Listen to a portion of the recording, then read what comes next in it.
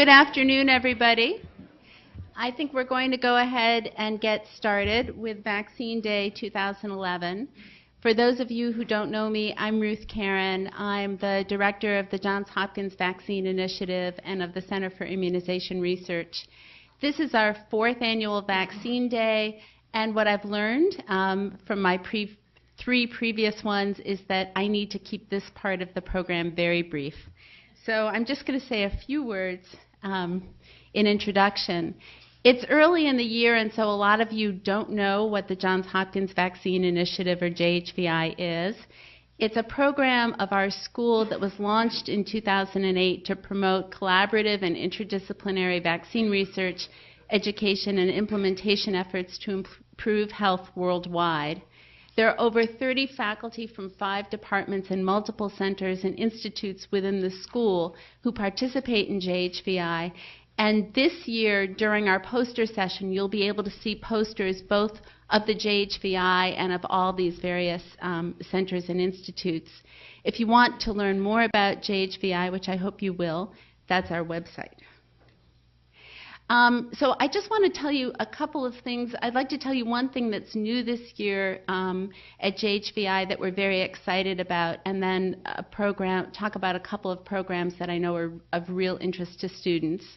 What's new is that we were just this summer designated as a WHO collaborating center for vaccine epidemiology and evaluation.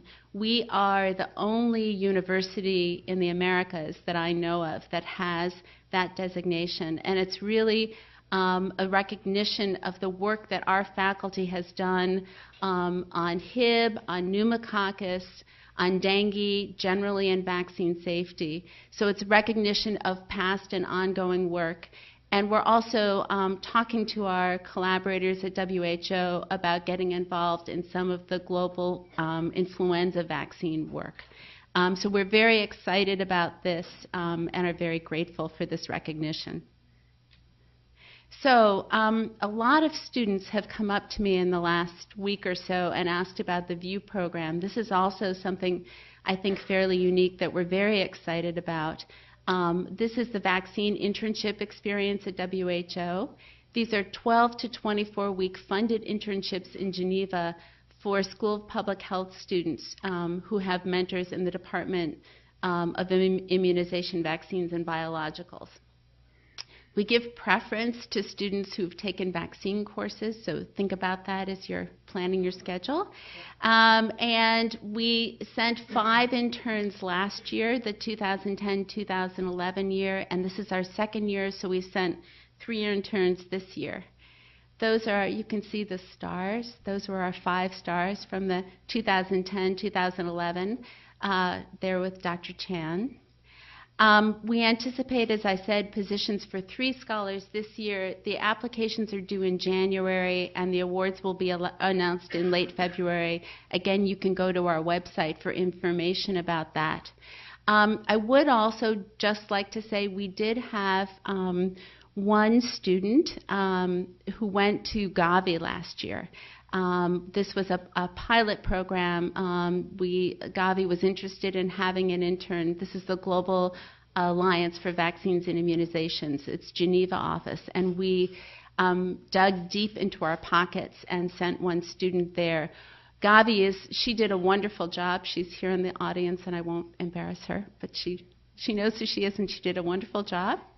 And Gavi would really love to have additional interns. At this point, we don't have funding for those positions, but it's something that we want to work on. And so stay tuned, and we're going to see what we can do about that. So you're going to hear a lot from our keynote speaker, Anne Schuchat, about the Decade of Vaccines. There's also a wonderful poster in the poster session on the Decade of Vaccines. But for those of you, I think if you listen to any sort of news, you must know that this entity exists. But just as a reminder, this was announced with a large donation by the Bill and Melinda Gates Foundation in January of 2010. Later that year, a collaboration was announced with WHO, UNICEF, and NIAID. And currently, there is a steering committee that exists to develop the Global Vaccine Action Plan, and both Anne Schuchat and our own Oren Levine are on that steering committee. So Anne may have something to say about it, and Oren, who is right back there, might have something to say to people during the poster session if they're interested. So I just wanted to end with a couple of acknowledgments. Of course, our Dean, Mike Clagg, who made JHVI possible and so makes Vaccine Day possible every year. Our wonderful, wonderful program manager, Amber Cox, who really made Vaccine Day possible, does everything perfectly all the time. She does. The Office of External Affairs, who helped us a lot. Our steering committee, Neil Halsey, Oren Levine, Bill Moss, and Kate O'Brien.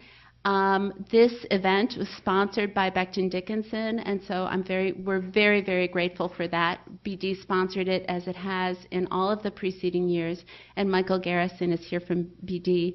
And I'd also like to acknowledge Joe Boystack, who has really provided some very important support to JHVI. So that's it. On with the show, and I'd like to ask our Dean, Mike Clagg, to come and introduce our speaker.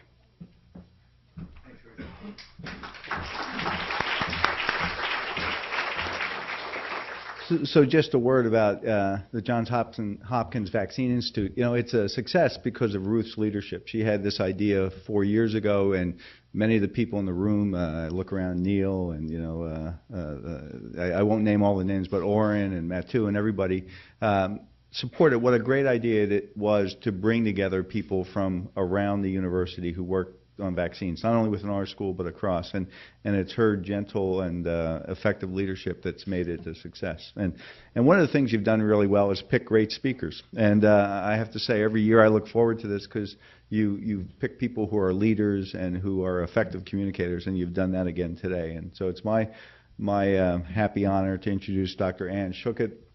And after dinner last night, there's a few things I know I have to say.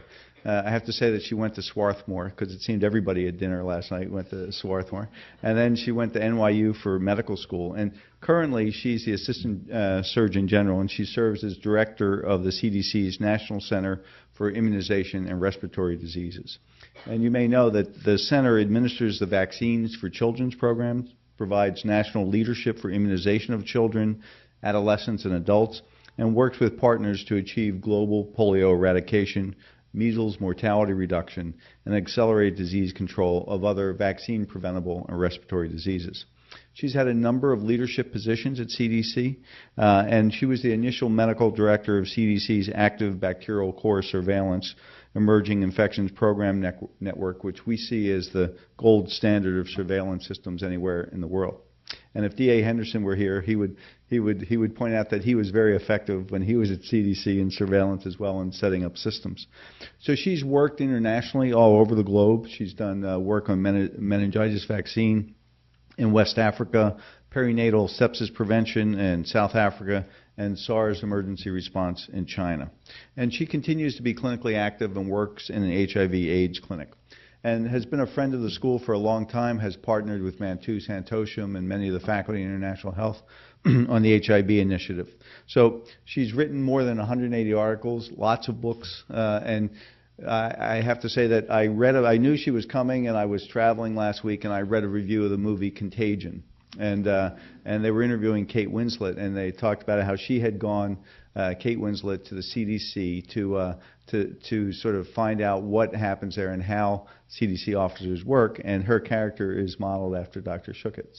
So I haven't seen it yet, but I will. Okay, so but we want to welcome you and thank you for being here today.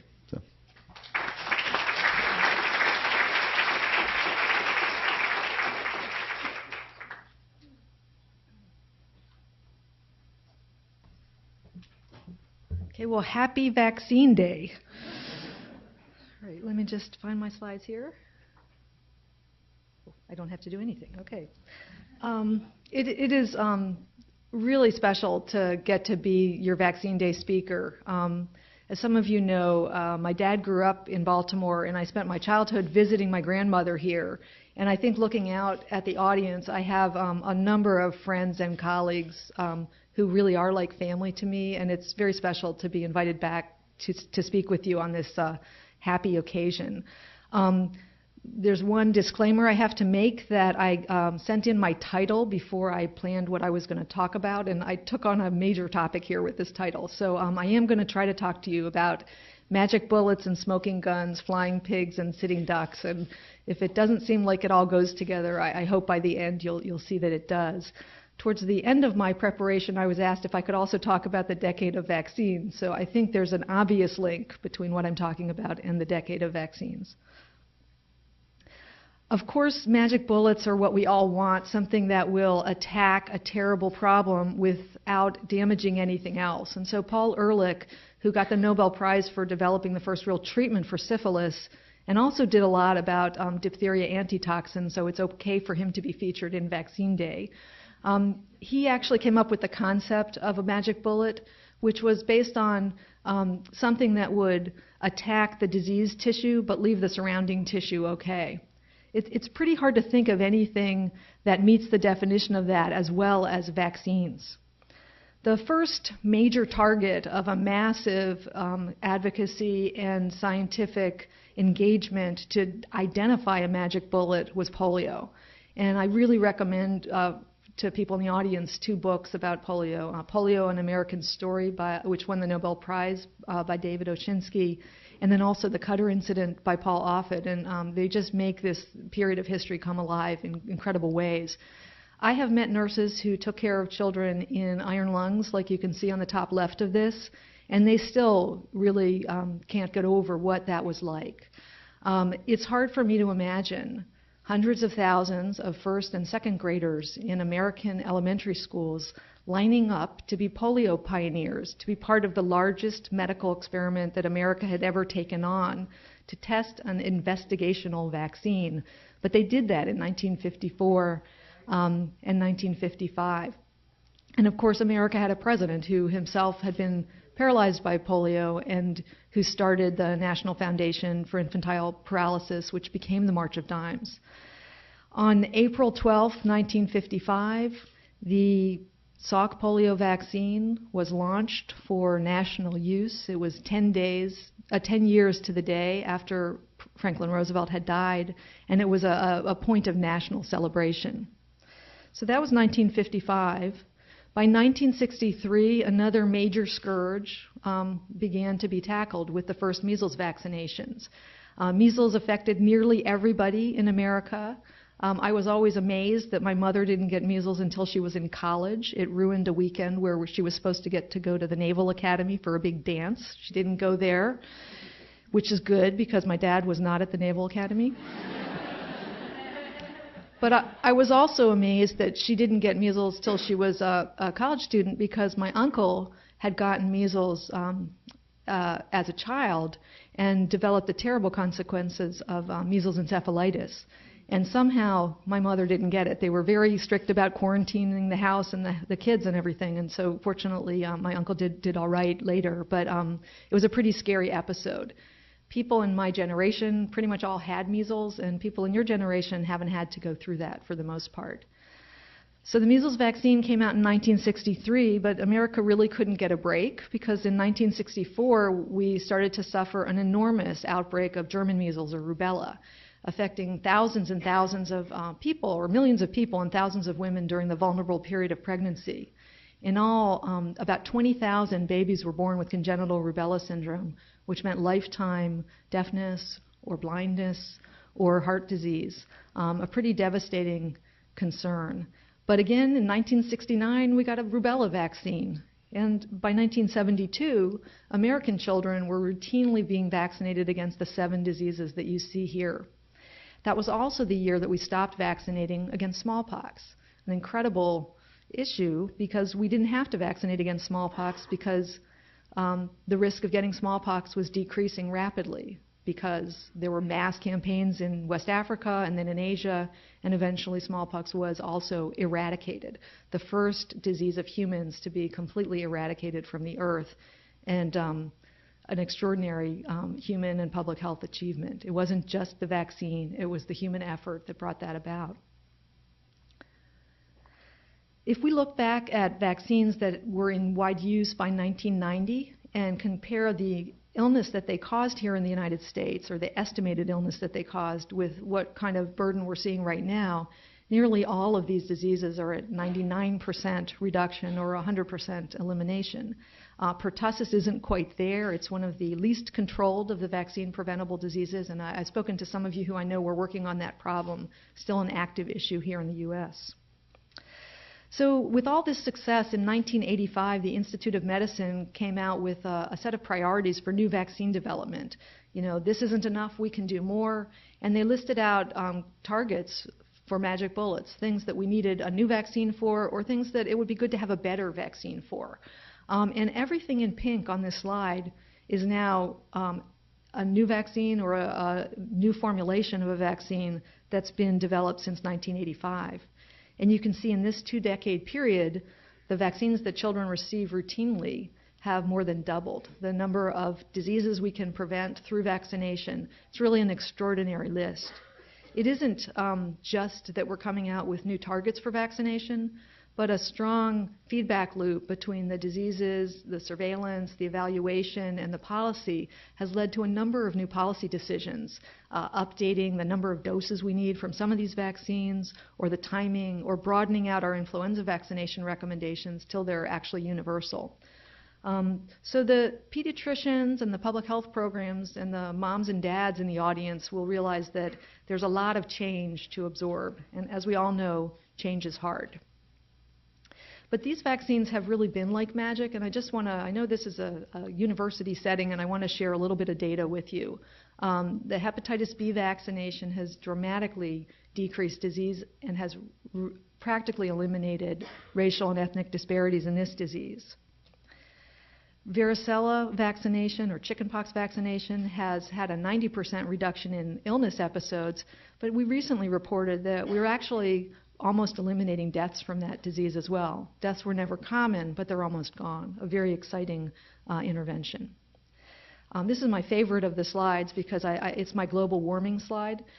And I think you can see that hepatitis A used to just be a hot problem on the western states, and it was an innovative immunization program. Initially, hepatitis A was only recommended for the western states, and then there was a point where disease incidence in the eastern states was higher than the western states, and it was sort of no longer supportable to have that policy, so the recommendations became universal. We've really reduced the burden of this disease in the country. And for several people in the audience who have a special place in their heart for the pneumococcal vaccine, in 2000, a 7-valent pneumococcal conjugate vaccine was licensed and went into widespread use in the U.S. And these are data that include Baltimore. They're from the ABC's system. And they show that in children under 5, invasive or serious pneumococcal disease infections caused by the 7-valent strains are essentially gone, 100% drop in 7-valent type disease in the country. There is a rise in other types of disease, particularly what's called the PCV6, which are the 6 types of pneumococci that weren't in the 7-valent, but they're in the new 13-valent vaccine. So over this decade, we pretty much wiped out 7 strains and have already gotten a second-generation vaccine to target the emerging strains.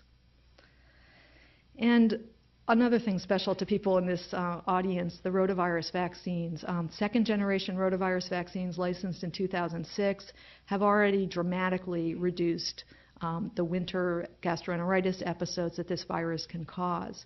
In fact, hospitalizations from serious gastroenteritis caused by rotavirus are down by 75%. Even more exciting than that is the impact these vaccines have had in other countries, because really in a first for new vaccine development, this vaccine went into use in the U.S. simultaneous with its use in most of Latin America. And this special issue of Pediatric Infectious Disease Journal highlights the real-world impact these vaccines were having in countries around the world. We got exciting news last week when Gavi announced that 16 more countries are going to be able to introduce rotavirus vaccine, including a huge number of African countries. So pretty exciting. Now, it's not just health impacts that these magic bullets are giving, but these days it's very important to look at things in terms of dollars and cents. And so we've carried out an economic analysis to take the childhood schedule and put the vaccines together and really say what's the overall impact. So if we take a year's worth of babies and vaccinate them with all the things they're supposed to get by the age of 6 and look at health and economic impacts, we estimate that that year's worth of babies will be able to prevent 42,000 premature deaths, 20 million episodes of illness, and save about $14 billion in direct medical costs. For each dollar that we put into these vaccinations and their administration, the country's saving $10.20.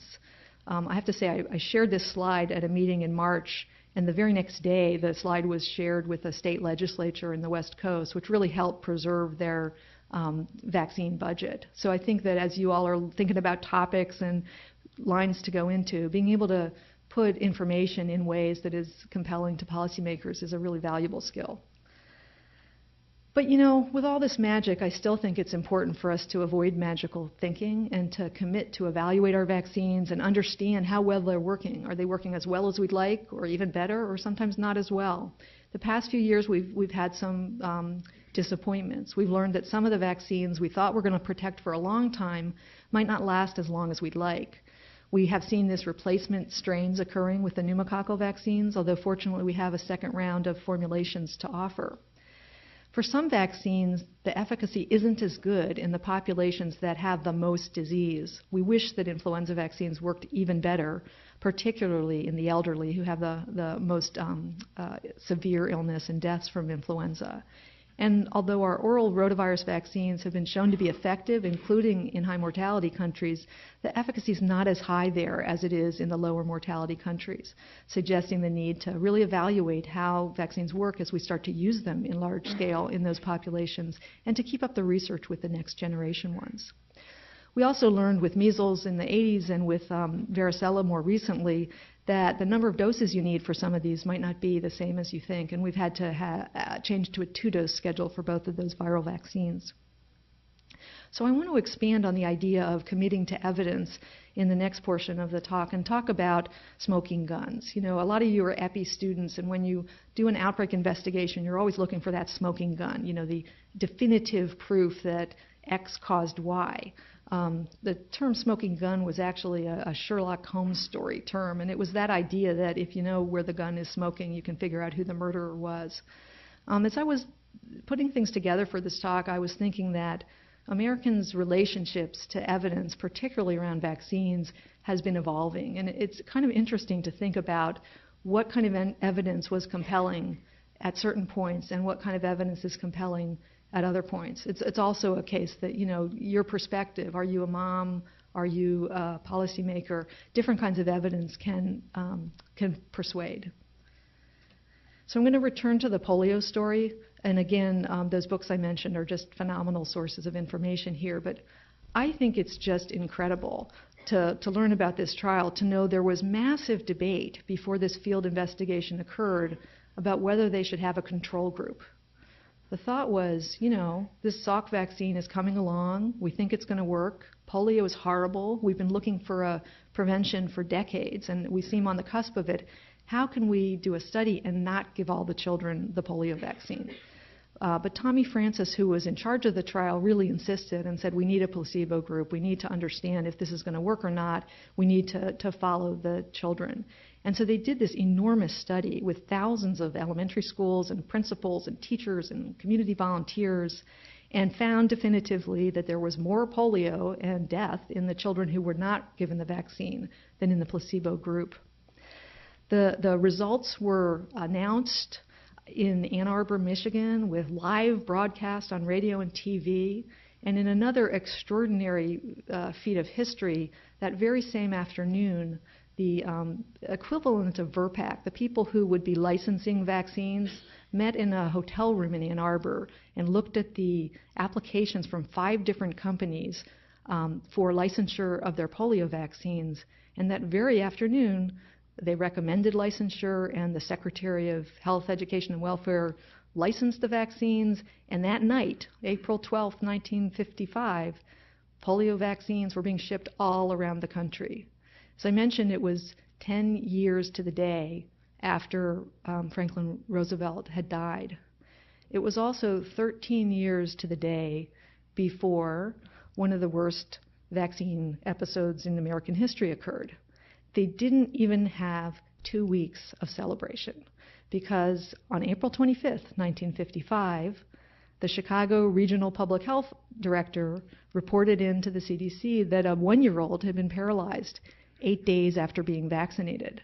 Next day, there were 2 children in California reported in with the same story, and 6 more by the end of the day. They were unusual cases because polio usually paralyzes the lower extremities, but most of these kids had paralysis in the arms, the arm where they had gotten the injection. In a remarkable speed for government, on the 27th, the U.S. Laboratory of Biologics Control, which was really the predecessor for the FDA, asked one of the 5 companies, Cutter Labs, to recall its vaccine. So people called this the Cutter incident, and essentially what we realized was that the inactivated Salk vaccine was not fully inactivated. The formalin that was supposed to kill the virus wasn't consistently killing the virus in some of the lots of vaccine, and children, unfortunately, were being injected with essentially live virulent poliovirus, which is about as horrible as you can think of. But it's even worse than that because it was a live poliovirus, and when you get polio, you can spread it. And so some of the family members and other contacts of these children also got polio. A horrible, horrible situation, something that should humble us every day. But a prompt investigation allowed recognition that it was primarily this one type of polio vaccine, and the other companies' products seemed to be okay. A lot of legacies from that, especially for you Vaccine Institute people. We got vaccine lot consistency as an essential requirement of vaccine development and release. Many regulatory safeguards were established. And for those of us from CDC, it has a special place in history because our Epidemic Intelligence Service was really critical in doing that rapid field investigation. The EIS had been founded to be a front line ready for biological warfare, but actually they showed that having an epidemiologic astute state and local health departments could really help with public health emergencies. So I want to talk a little bit about the kinds of evidence that you can get for vaccines. We're used to, in this crowd, the pre-licensure process, which is usually involving relatively small numbers of people, randomized trials, usually looking at thousands to even tens of thousands. The second generation rotavirus vaccine trials were very large with about 60,000 kids, primarily to make sure that there weren't safety problems. You didn't need that many to identify the efficacy, but the first generation rotavirus vaccines did have safety concerns around intussusception. Post-licensure, there's enormous amount of tools that we have. We can do surveillance, either clinically or with laboratory strains. We can look at effectiveness with a range of epidemiologic designs and try to adjust for the various biases, which is sometimes possible and sometimes not as successful. We can do all kinds of post-licensure safety tracking, and I think you'll hear a little bit more about that potentially in the panels. And then we can do special fancy schmancy modeling to help truly try to understand things at a larger context. But more and more, I would say, in the 21st century, personal experience and anecdote have started to play an important role. One person's story can be amplified incredibly right now through the internet or through other media. Now, in public health, we're always trying to get better at telling our stories, making things real.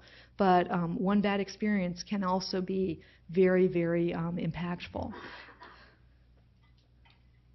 So I want to go through a few kinds of evidence, and again, I'm going to return to the pneumococcal story because I just love it. So these again are data from the ABC system, and to me this is one of the most remarkable things in vaccine history, that we took a vaccine. We basically have a 97% reduction in serious pneumococcal infections in people over 65.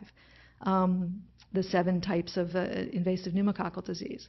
And we achieved this 97% reduction in this elderly population where vaccines don't usually work very well without a single side effect, without any of these elderly people even having to get the vaccine, the ultimate dose ranging or dose sparing regimen. And this was achieved because babies and toddlers got vaccinated, and we pretty much wiped out the reservoir of the disease. So if you have one of these diseases where there's a reservoir, it can be very effective to get rid of it.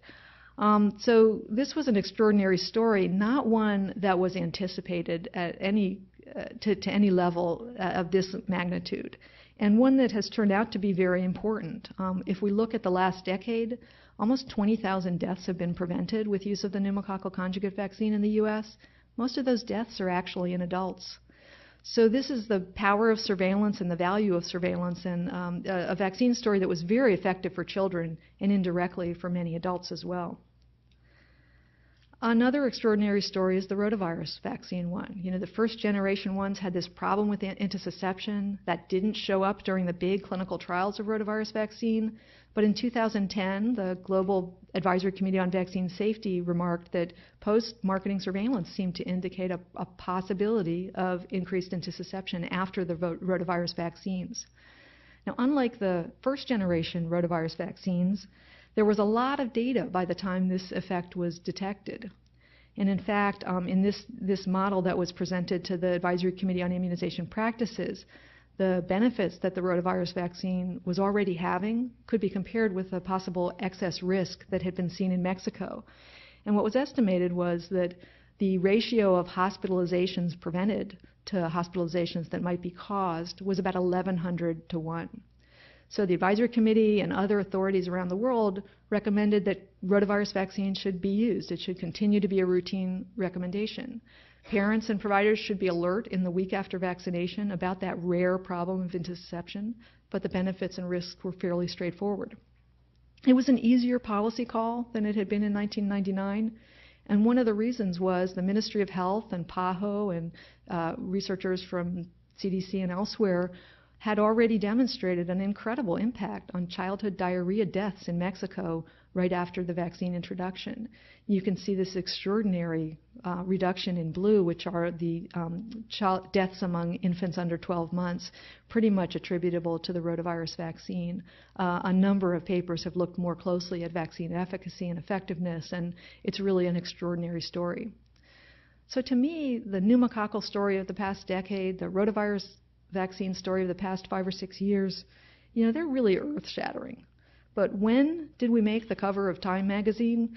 Not actually for the rotavirus or the pneumococcal story, but really this article about questioning vaccines, the truth about vaccines, prompted by a resurgence in measles that we were seeing in 2008, wondering whether parents had all the information they needed or were really hesitant to vaccinate their children. Many of the worries have centered around the problem of autism, so I just want to mention a few words about that. In 1998, the theory was proposed that MMR vaccine might play a role in autism. And of course, autism is a terrible problem of increasing awareness recently. We know there's a lot of autism, better definitions, better surveillance and case finding, but a problem that's very, very real to parents. Fortunately, a number of studies have now been done, and the weight of the scientific evidence does not support a causal link. A number of different kinds of methods have been applied, and really nothing has panned out. The evidence has been carefully reviewed by a number of organizations, but the questions remain. So in 2011, a couple more milestones. The original paper that posited the hypothesis had been retracted, and an investigative journalist in Britain reported in a series in the British Medical Journal about allegations of fraud in that paper. So there's really not scientific support for this connection, but again, in people's minds, it's hard for it to go away. So a couple of take-home messages about vaccines and autism and what we know. Vaccination is the best way to protect children from 16 vaccine-preventable diseases. Science doesn't support a relationship between vaccines and autism, but science and scientific communications are insufficient to address some of the current concerns. And I'm going to come back to this later in my talk. But first, I want to talk about flying pigs. So, of course, flying pigs are something that doesn't happen, but it's kind of remarkable how many clip art items there are in PowerPoint. So this was my husband's favorite slide from this presentation. But, you know, you think about, for me, the part of the talk about flying pigs is about those never events, those, oh, we don't have to worry about that, that'll never happen. And much of my public health career, I have focused on big common problems and taking care of them and applying epidemiology and science and communication to those conditions. But of course, very much of public health is about preparing for the unexpected or the rare or the catastrophic. One of the kind of cool things about being a public spokesperson during the swine or the H1N1 influenza pandemic in 2009 was I was a visible face attached to that. And so there's a retired gentleman in California who makes little dioramas and sends them to people in the news. And this lovely fellow in California sent me this diorama, which if you can read it at the top, it said swine flu, FLEW. And it doesn't show up here, but on the little syringe it says H1N1. So this is a very special souvenir I have on my desk. And it just reminds me that communication is really important. And I was very, very lucky during the H1N1 pandemic that I had spent several years talking to parents about group B strep infections or talking to public and parents and media about immunizations. And I did have a sense of ways that worked better and ways that worked not as well in terms of trying to communicate concerning information. So here's a quiz. Preparing for the unexpected is A, a waste of money. Please don't cut that out as a YouTube clip. I did not say that in entirety. B, a wise investment, or C, someone else's problem. Now, I personally have thought a little bit about each of those at different times in my career. But what I'd like to convince you is for this crowd, for Vaccine Day, a good answer is that preparing for the unexpected is intrinsically linked to protecting people through advances in vaccines and immunization. So you might have heard about this movie. About a month ago, this new movie, Contagion, came out. And I know a lot of the students went and saw it in a group, and I wish I could have been with you. It sounded really fun. But, it's a pretty scary movie. But what's perhaps incredible is that the most hard-to-believe parts of that story are not as strange as what really happened. So I think for me, truth is often stranger than fiction. On the right of this slide is a diagram that was made in March 2003, and it basically shows that there is a single hotel in Hong Kong that many travelers from all around the world stayed at, and those travelers went back to their own countries. Each color is a different country, and started SARS outbreaks. So the severe acute respiratory syndrome, SARS coronavirus, was a totally new to human virus in 2003 or probably late 2002, and this one hotel managed to amplify it all over the world. I stay at a lot of hotels, and I think about this. In the movie, there's a storyline that talks about there's not enough vaccine, and a lot of strange human behavior follows from there not being a lot of vaccine. There are a lot of people in this room who remember that 7 years ago this week, overnight, the U.S. lost 1/2 of the expected influenza vaccine. It was really hard to adjust to that problem and to deal with consumer demand and provider concerns and the public questions. And the supply shortage of 2004, as well as the emergence of an H5N1 influenza strain in birds that was occasionally killing people, really woke up the U.S. Governmental investment in preparedness. And we had an enormous investment in strengthening our preparedness and improving the security of our vaccine supply, trying to incentivize industry to build manufacturing capacity in the U.S., investing in research and development, funding our state and local health departments to be able to strengthen their preparedness and to be able to deal with the kinds of things that public health emergencies or a pandemic might cause. And I have to say I'm really glad that there were those investments. We were really lucky that we were investing in research and development. The very first case of H1N1 pandemic influenza, detected April 15th, 2009, was detected in a research study in the San Diego Naval Medical Research Center. CDC was supporting an investigation of a new diagnostic kit that was supposed to find atypical influenzas that hadn't been seen in humans before.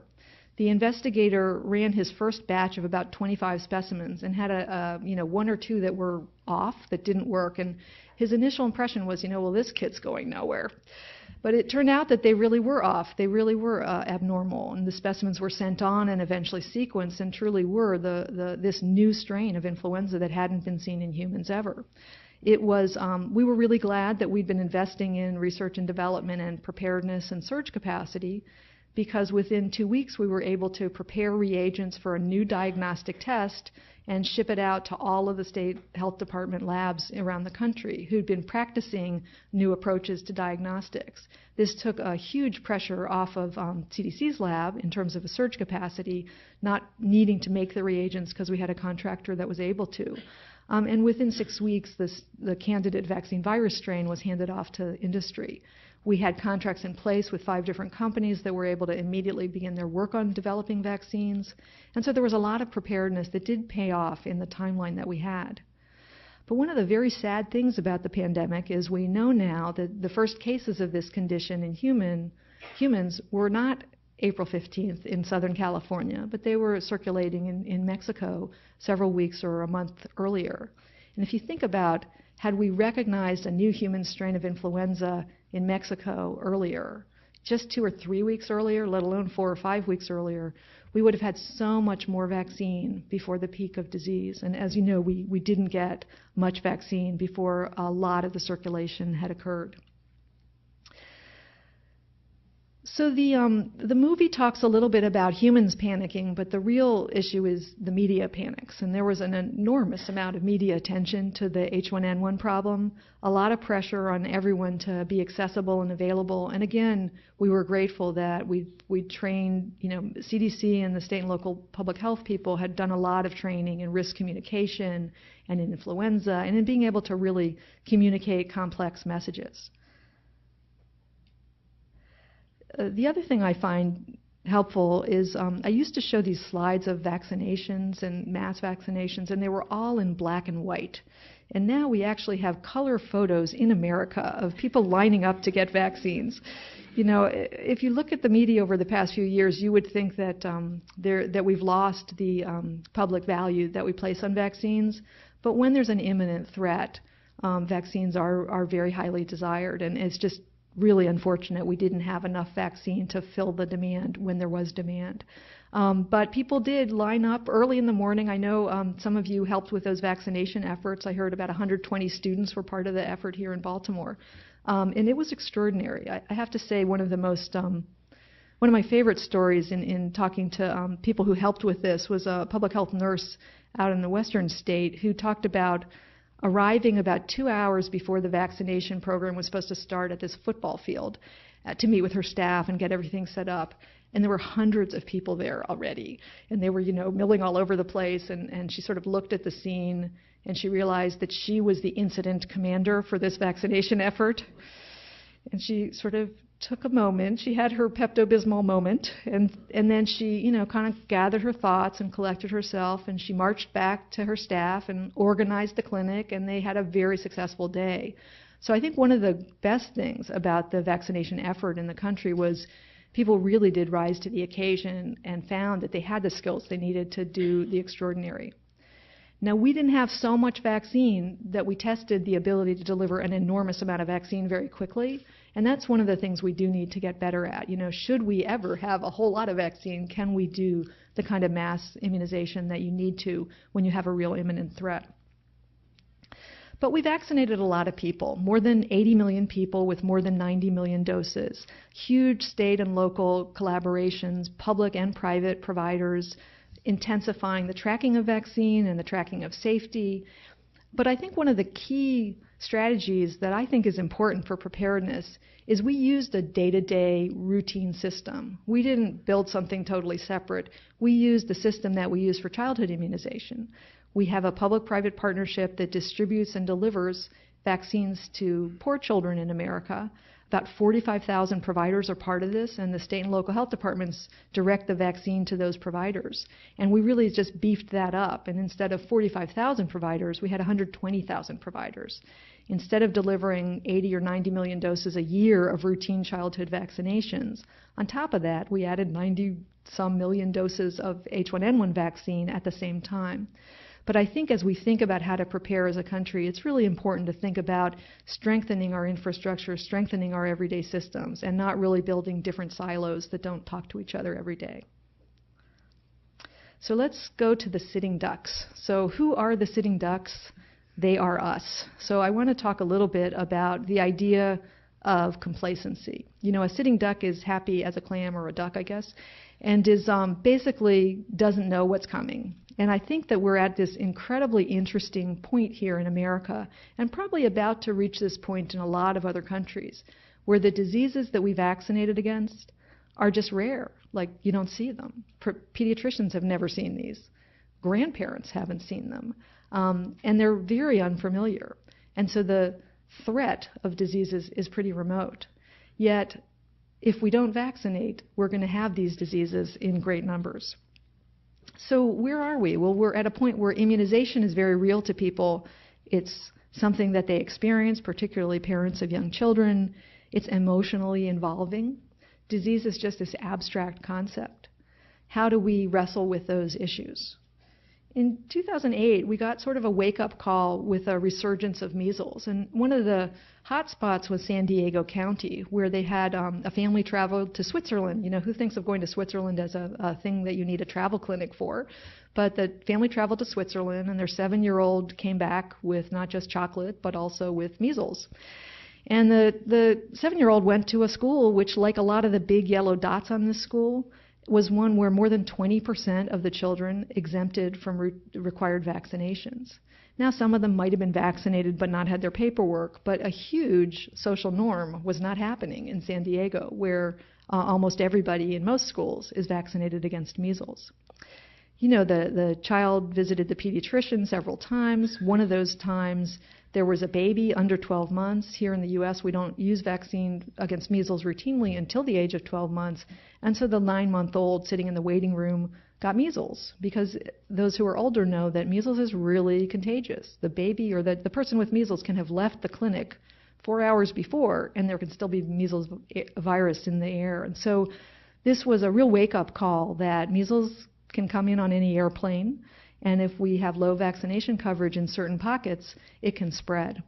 So we were really charged by this at the CDC to understand, is this a really big problem, or is this just a local and isolated problem?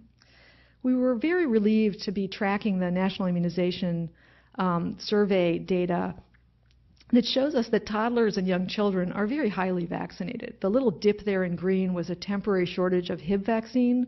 In 2009, our measles coverage did drop to 90%, but in 2010 it's back up to 92 or 3%. So we really, almost everybody's vaccinating their children here, and at the national level, we think things are pretty good. In fact, despite what you read in the paper, less than 1% of toddlers have received no vaccines at all. So most people still are participating in the system and believe in it and are part of it, but it's very important for us to understand the concerns that people have, to take them seriously, and to be good stewards of the system that they do trust. So the measles situation in the U.S. this year, a lot of importations, but the problem is anywhere from calm in France. You know, in France, they used to, like us, have about 40 cases of measles every year. And in 2011, they've had 14,000. So again, anybody who's sending your students or your friends off to France, realize it's important to make sure you're up to date on your measles vaccination. The problem isn't just in France, of course, it's in many parts of Europe. And the Pan American Health Organization is really worried, because these are the data for the Americas. You can see the past 9 years, we've had very low rates of measles. Essentially, pretty much every case of measles in the Americas has been an importation case or something associated with an importation. But the big gray part of this graph in 2011 is Canada, and almost all of those cases are in Quebec. And guess where they came from? You know, so the French and Quebec interactions are pretty extensive, and coverage in Quebec hasn't been high enough to keep this from spreading to pretty high levels. We hope to be documenting the elimination of measles, the sustained elimination of measles in the Americas in 2011, but it looks like it might be kind of challenging. Now, around the world, there's really much more hope than concern in measles, and it's through this extraordinary partnership called the Measles Initiative, led by the American Red Cross with the UN Foundation and UNICEF and WHO and CDC. There's been this charge among all the countries of the world to try to reduce deaths around the world from measles.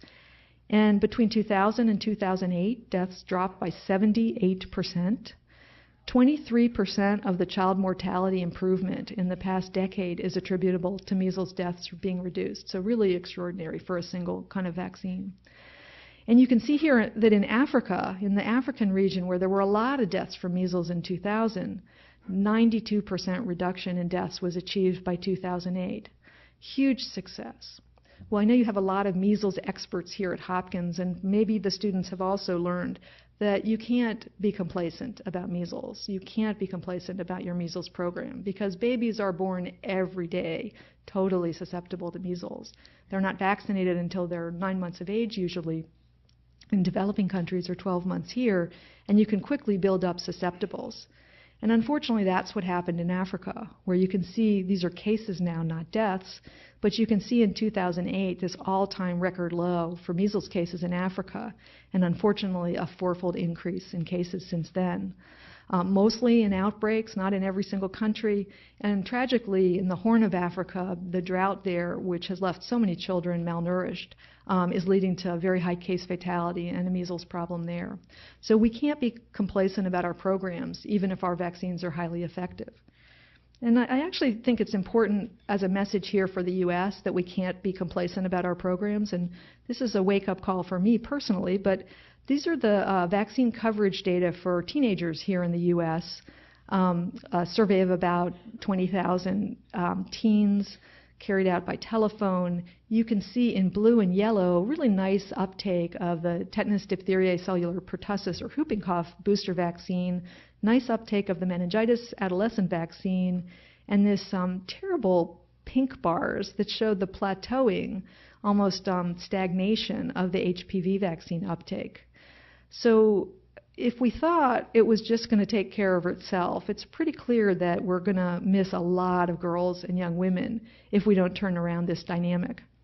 As we've explored the information, we've found out that if every time a teenage vaccine was being given, a girl was also given an HPV vaccine, we could pretty quickly raise the HPV coverage to 80%. But they're not being offered the vaccine or they're not accepting the vaccine. So we've actually been probing with a number of other studies what's going on. And it turns out that doctors are not giving a strong recommendation, and a lot of the messages the doctors are giving to parents is, you can wait, it's too soon, let's wait till she's older, she's so far from sexual activity. Unfortunately, sexual activity is right around the corner. So it turns out that the HPV vaccines really have to be given before you're infected with HPV, and the strains that cause cancer are just a minority, but the HPV infections occur very, very commonly, and 50% of us gets infected with HPV during the course of our life. Most of that infection is within the first couple years following our first sexual activity. And it turns out that girls and boys are sexually active at pretty young ages. So by the age of 17, half of them are already sexually active. A terrible thing happens at age 19, and the terrible thing is that children and young adults are no longer eligible for free vaccines. So the uninsured children under 19 are all eligible for free vaccine through the Vaccines for Children program. Of course, if they're already infected with HPV, the HPV vaccine is not going to help them much. But I think we really have pressure to get teens vaccinated at earlier ages. And I think that's something where I hope some of the students will be able to help us with that. So how can we take this sort of potpourri from the past and apply it to the next decade of vaccines? As you heard from Ruth, there's a real opportunity now to make the next decade one of enormous impact, from research and development interventions to better and better use of the vaccines that we have. I need to start this with a disclaimer from Bill Foege, a real hero in public health, who says to beware of lessons learned. So ignore what I'm about to tell you. So the Decade of Vaccines collaboration, as Ruth said, is about providing life-saving vaccines to those who need them, but maintaining a strong pipeline of new vaccines and strengthening public support for vaccination efforts. It's using 4 different work groups to build the information to develop this global vaccine action plan. And as you heard, Oren is leading the global access working group. There's a delivery working group, a public and political support one, and a research and development one. Now, there's a poster at the session later that goes into a lot more details and will give you a chance to find out how you can get updates and stay connected and send comments or participate in the planning of this vaccine action plan. But the framework right now, which could change any second, is to really focus on 2 streams of work. It's not like we should throw out the things that are working. There are many strategic areas that are effective and productive, and we need to intensify progress in those areas. But there's also an opportunity to consider transformational approaches that could really be game changers, that could change dynamics in massive ways. And they might involve information and technology. They might involve better market alignment for affordable vaccines, better consumer engagement and demand-driven programs in immunization. And they might involve some regions of the world with new vaccine developers and a lot of potential. So there could be quite a bit that we could really change the game with, but we can't ignore the things that we know are important and we just haven't committed to. But I think there's some key issues we should consider as we dive forward, and hopefully they'll be food for thought for you. So, a lot of the Decade of Vaccines discussion is about the global landscape. But, we live here in the United States. You guys are living in Baltimore or this area. How can we improve the programs and processes here in the U.S., both the research and development, the access and delivery? What are things we could do in our own country? But of course, we're also interested in other countries and in global partnerships. And so how can we change or strengthen the partnerships that we have around the world? What threats should we be anticipating? I've sort of harped on the idea of complacency, but I really think the meningitis and the diarrhea wards are emptying in a lot of places. The malaria wards are emptying because of the bed nets. How do we keep attention and concern about diseases when they're not at very, very real day-to-day occurrences? How do we deal with all of these different interventions? Part of the problem in the U.S. has been people really questioning doing so many things at the same time. Is that a threat or a risk or something that we need to have new strategies to take on? What about the workforce and infrastructure? Can we really do more with the same kind of systems and people? And what about the competition between health and development initiatives? Immunization has had its own competition between different vaccines and programs. How do we really work effectively, aligned, and not put so much burden on countries to deal with competing agendas? How do we incorporate the new science and technology? Enormous streams of data, genomics and all the other omics. What's the best way to really capitalize on the research innovations and not have vaccines arrive that nobody wants or nobody's prepared to pay for or to use? And then my personal issue is Mother Nature. I have survived a pandemic and worked on a SARS response, and it's amazing how something is the most important priority that you have, and one of these emergencies occurs, and you don't even get back to that issue for months or sometimes a year. So we can't fool Mother Nature, and we need to plan around her. So I want to wrap up, which is basically impossible. So how do you go from magic to ducks or to duck soups? Well, this is the basic idea that vaccines and immunization are among the greatest scientific and human achievements ever. And it doesn't just have to be something you say on Vaccine Day. An ongoing commitment to gather, analyze, and act based on strong scientific evidence is absolutely vital, and you are at a great institution to be part of that effort. Preparing for the unexpected can make us stronger, smarter, swifter, both as a public health community and definitely as a vaccine research community. But in the words of Arthur Miller, as voiced by Mrs. Willie Loman in Death of a Salesman, attention must be paid, and I would like to say attention must be paid to sustain the public's commitment to immunization as well as trust in our systems. So in my final slide, I want to hearken back to Andy Warhol. And in a conversation with a friend this morning, I realized you guys are so young, you probably don't know who Andy Warhol is. But maybe you know who Marilyn Monroe is. I don't know. And the thing about Marilyn Monroe, is you know who she is, right? Well, I think Andy Warhol was able to take someone who was memorable and make her unforgettable. And I think that's the challenge that we have with immunizations and vaccines, because some of these diseases will just be, we don't see them every day. And I think the Andy Warhol message is the one I want to leave you with. So thank you so much for your attention. And I think if there's time, we can answer some questions.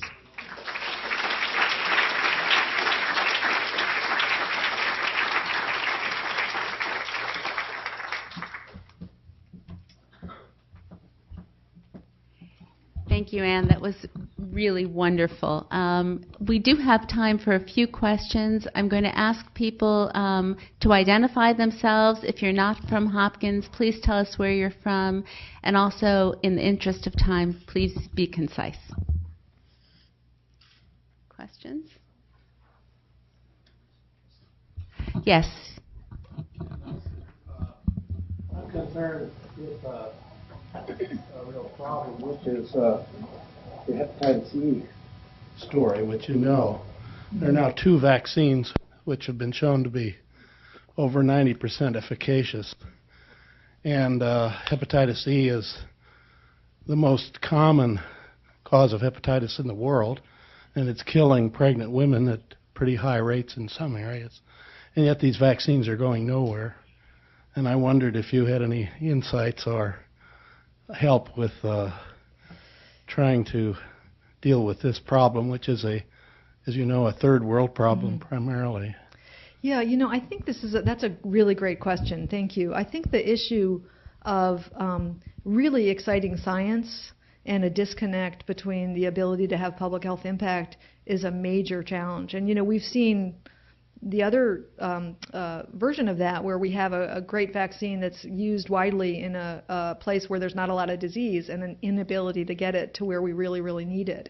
And I do think one of the ideas of the Decade of Vaccines is to try to really pull together the research and development stream, the public and political support group. And it's a real tragedy when you go all the way through vaccine research and development to find that there's really not a need for the vaccine or a value for it or the ability to move it forward.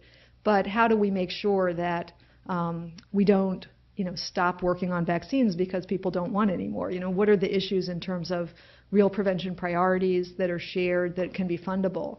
I think one of the other things with the Decade of Vaccines is just this desire to get away from my vaccine versus your vaccine versus somebody else's vaccines, and really take the parents' or the public's or the country's perspective. So often it's where the demand is greatest is going to be where the disease is greatest, and working in those contexts to try to give those people a voice.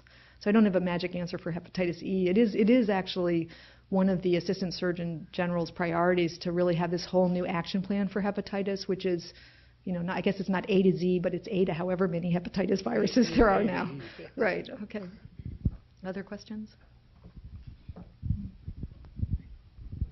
Bill Moss, thank you, Anne. I wanted to ask you about the statement you made about MMR vaccine and autism, and particularly the statement that the evidence does not support a causal link. And I believe that's from the IOM report. And although scientifically honest, because you cannot prove that there's no association, I imagine a statement framed like that is very ambiguous to the public. And so I wanted to ask you how you kind of balance scientific integrity in speaking to the public, but also giving a clear message at the same time.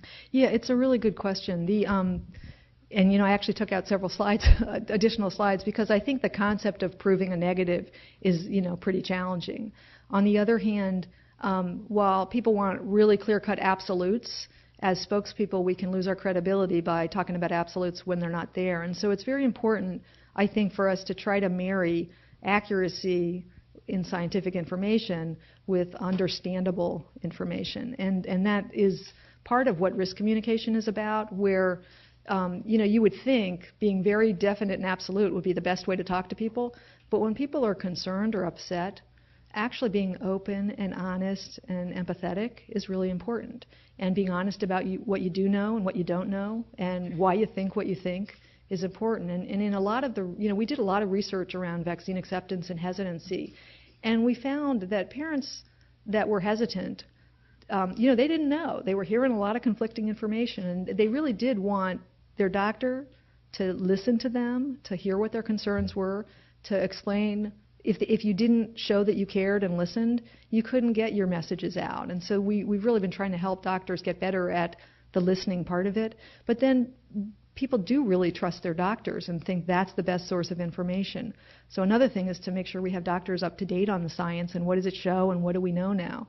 Now recently with autism, there's actually a group of folks who used to be quite concerned about vaccines and the link with autism that had been proposed, and they've concluded that the science isn't there and it's holding the autism research field back. And so there's a very compelling case being made by some parents of children with autism that let's not hijack the autism research agenda to vaccines, and let's really invest in the promising issues. So I do think that, when we get better answers about autism, some of the parental concerns will go away.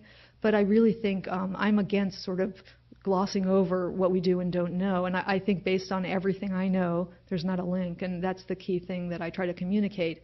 But that, why are you concerned? What have you seen? So I think that issue for parents is mainly, listen to me and hear my questions. What a quiet crowd. Okay. I'll ask a question. I was actually just wondering, you had a lot of risk communication preparation in advance of the pandemic, but was there anything you learned in the pandemic sort of on the fly that you didn't anticipate and that you've taken forward? Yeah, definitely. I'll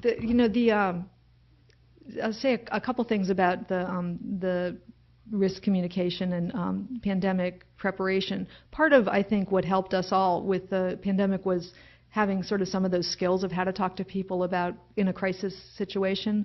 But another thing was that we worked really closely with the media, and we had, before the pandemic, been doing some workshops to try to better educate the media. I mean, they want a good story. They don't want to get it wrong. They want to sell newspapers or get, ratings, but they don't really want to be inaccurate. But there's a lot of technical stuff there. So we did workshops even the summer between the first wave of the pandemic and the second wave.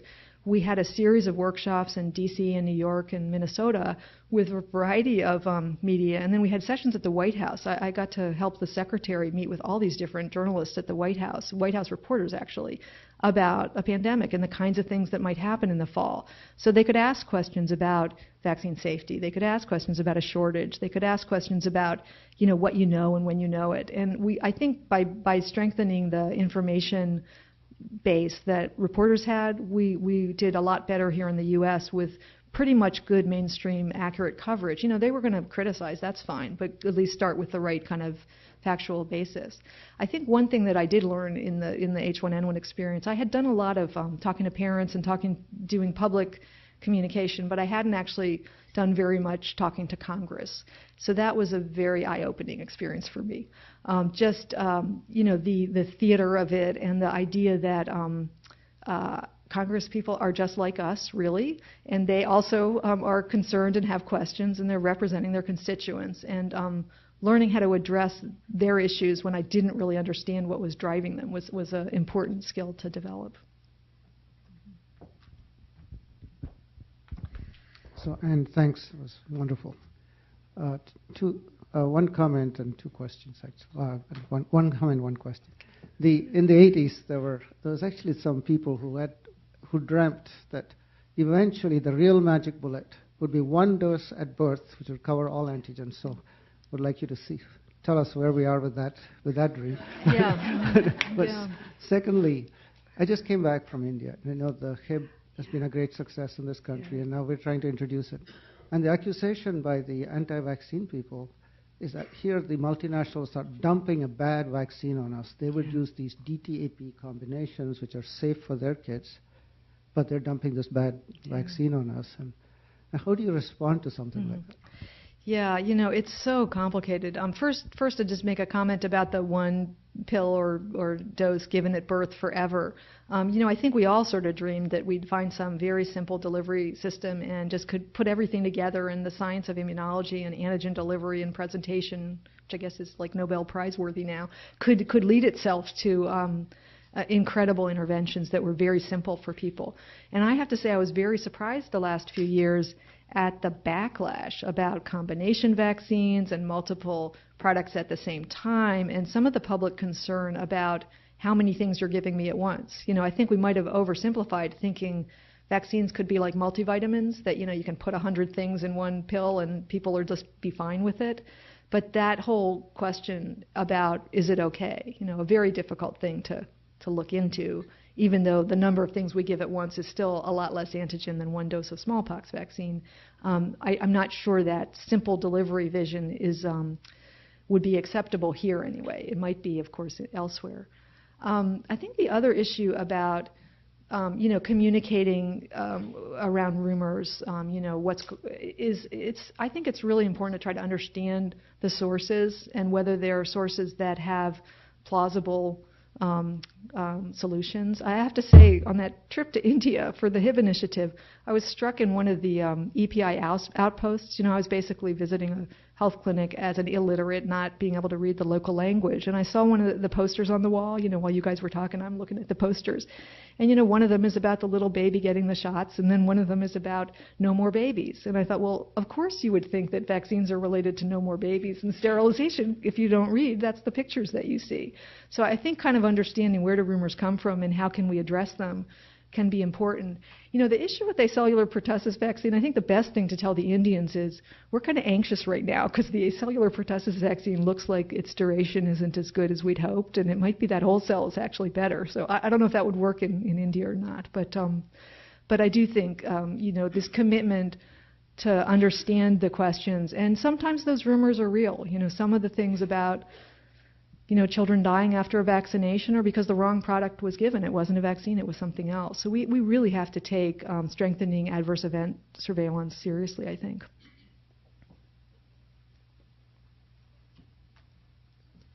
Danny? Yeah. Okay. Hi, I'm Danny Feiken. I have a related question. So you showed that one slide that showed the increasing number of vaccines through the years, and I can't remember how many was in the last slide. It was over a dozen. And you've been at a lot of ACIP meetings. Are you hearing more from parents and even pediatricians that we've kind of maxed out the number of vaccines that we can give to kids? And do you think that there's more picking and choosing of vaccines that's happening? And if so, how, on the one hand, do you convince a parent, well, you should keep vaccinating against polio and measles, things you never see, but then there's also these new things that probably won't kill you, like varicella. So how do you, I guess two questions. One, are you seeing more of this sort of maxing out of vaccines, and how much further can we go? And secondly, how do you keep the messaging up when you're, on one hand you have a polio, on the other hand you have a varicella? Yeah, it's really difficult. I mean, the incredible success of these vaccines is that we don't have a lot of these diseases every day. And except for smallpox, each of these diseases can still happen. Some of them are pretty devastating. And the healthcare experience is not great. You have so little time with your doctor or nurse, and there's so many things that are happening. And if it's a 2-month visit or a 12-month visit, there's a lot of things even besides the immunizations that are happening. Well, if there's not time to talk about, 1 or 2 vaccines, what about all the other ones? So how do we really decrease the pressure on the provider to use that time well without losing the information and trust and opportunity to address concerns? Probably there's some role for other kinds of information, and, we should be able to capitalize on the internet and social media and other sources if we can keep up above the noise that's out there. But we've actually been working on a lot of research together with the American Academy of Pediatrics on what providers need to be able to handle the issues that they're facing. What are the practical tools that will make it easier for them to reinforce messages? What are the facts and figures they need to have at their fingertips? But I don't think there's a perfect answer. The question of, has America given up on new vaccines? It's a timely question. We know there are some meningitis vaccines that are being looked at for licensure in infants in the next couple years, and we've been doing a public engagement around the country to understand more public attitudes about this. The idea of a terrible, terrible disease, fortunately fairly rare, a vaccine that's probably effective, might need boosters, certainly not getting us out of the adolescent schedule. The providers feel like, how can we handle more? Oh, but meningitis is really bad. The parents who've never heard of meningitis feel like not one more. Parents who've lost children to this or have, really severely disabled children, it's a horror. And so how do we address that? We really think those are tough questions and ones that we don't have all the answers to. But I hope with this Decade of Vaccines effort, we cannot have this case where, the vaccine industry and the researchers are just, one more thing after another, losing touch of where the public is. I think we really have to be a team on this and work together. I do think that, if we have a malaria vaccine, if we have an AIDS vaccine, if we have other cancer vaccines besides HPV, people are pretty interested in those. But even that initial interest, I'm worried about how do we sustain once you don't see the diseases right away. I think we're going to go ahead with the next part of our program and move on to the panel discussion. And I'd like to introduce Dr. Neil Halsey from the Department of International Health, who's going to moderate. Let's have the panelists please come up to the podium. And you're not off the hook yet, because we do have some additional questions for you. We're fortunate to have 4 of our previous students and faculty who are working in various aspects of the field of vaccinology, and part of the objective is to help share with you some of the breadth of the types of opportunities that there are for working in the field of vaccines. Now, I'm going to let them introduce themselves largely, but I'll just say a word quickly. Ann Bailowitz is at the City Health Department here in Baltimore City and responsible for immunizations and others, and actually has been given an award by Dr. Shukat for the marked improvement in immunization delivery here in Baltimore City. She may want to say a word about that experience. Chris Mast is at Merck and responsible for epidemiology, and he'll tell us a little bit about that. Angie Cost is at the, I'll get the name of the Armed Forces Health Surveillance Center, and responsible in a number of ways for vaccines and vaccine preventable diseases. And Dan Salmon is at the National Vaccine Program Office in Washington, D.C. So maybe we could just start with Ann, and if you would just say for a minute a bit about your training and what it has done to help prepare you for further learning in your jobs, and a little bit about precisely what your responsibilities are, just for a minute or so before we get to some key questions that can be used for discussion and questions for Dr. Shukat. Thank you, and thank you, Dr. Shukat. That was a terrific talk. I indeed was here back in '83, majored in epi. Before that, I went to med school on the left coast, Stanford, and then had the privilege of coming here where I completed my PEDS residency. Then as part of training in medical epidemiology, I did the MPH here and 2 more years at NIH, at NIAID, and then actually came back here on faculty for a little bit. Currently, I'm Assistant Commissioner at the City Health Department, leading the clinical services group there, which consists of immunization as well as our STD, TB, HIV program, oral health services, and a couple of other things. Specifically with regard to immunization, we have a lot going on. It's very exciting. We love to have students, and since I've come on board, which is the only experience I can speak to personally, we've had a gamut of students really that go from high school to Hopkins and Maryland college students to Hopkins nursing, medical, preventive medicine, et cetera, to even physicians and nurses in practice considering shifting from their clinical work into public health, and I'm happy to say we've had some conversions. So just to focus right on what we do in our immunization program, there are many opportunities. First, it's a great place to exercise your epi and stat skills. We have a very, very useful tool called the Baltimore Immunization Registry Program, affectionately known as BURP, B-I-R-P, Burp Your Baby, which started back in '95. The City Council, in their wisdom, mandated actually that Baltimore City practitioners serving kids 0 through 6 years of age send their immunization records to us. to the City Health Department, and we in turn computerize them. That now houses over 1.5 million records and has been a huge research tool, quality monitoring tool, and service tool for us. Docs, parents, etc., call in. Parents, for example, if records have been lost in a house fire, they've moved from another state, which was particularly germane, for example, during Katrina. Docs call when they have a new patient that presents with no record, etc.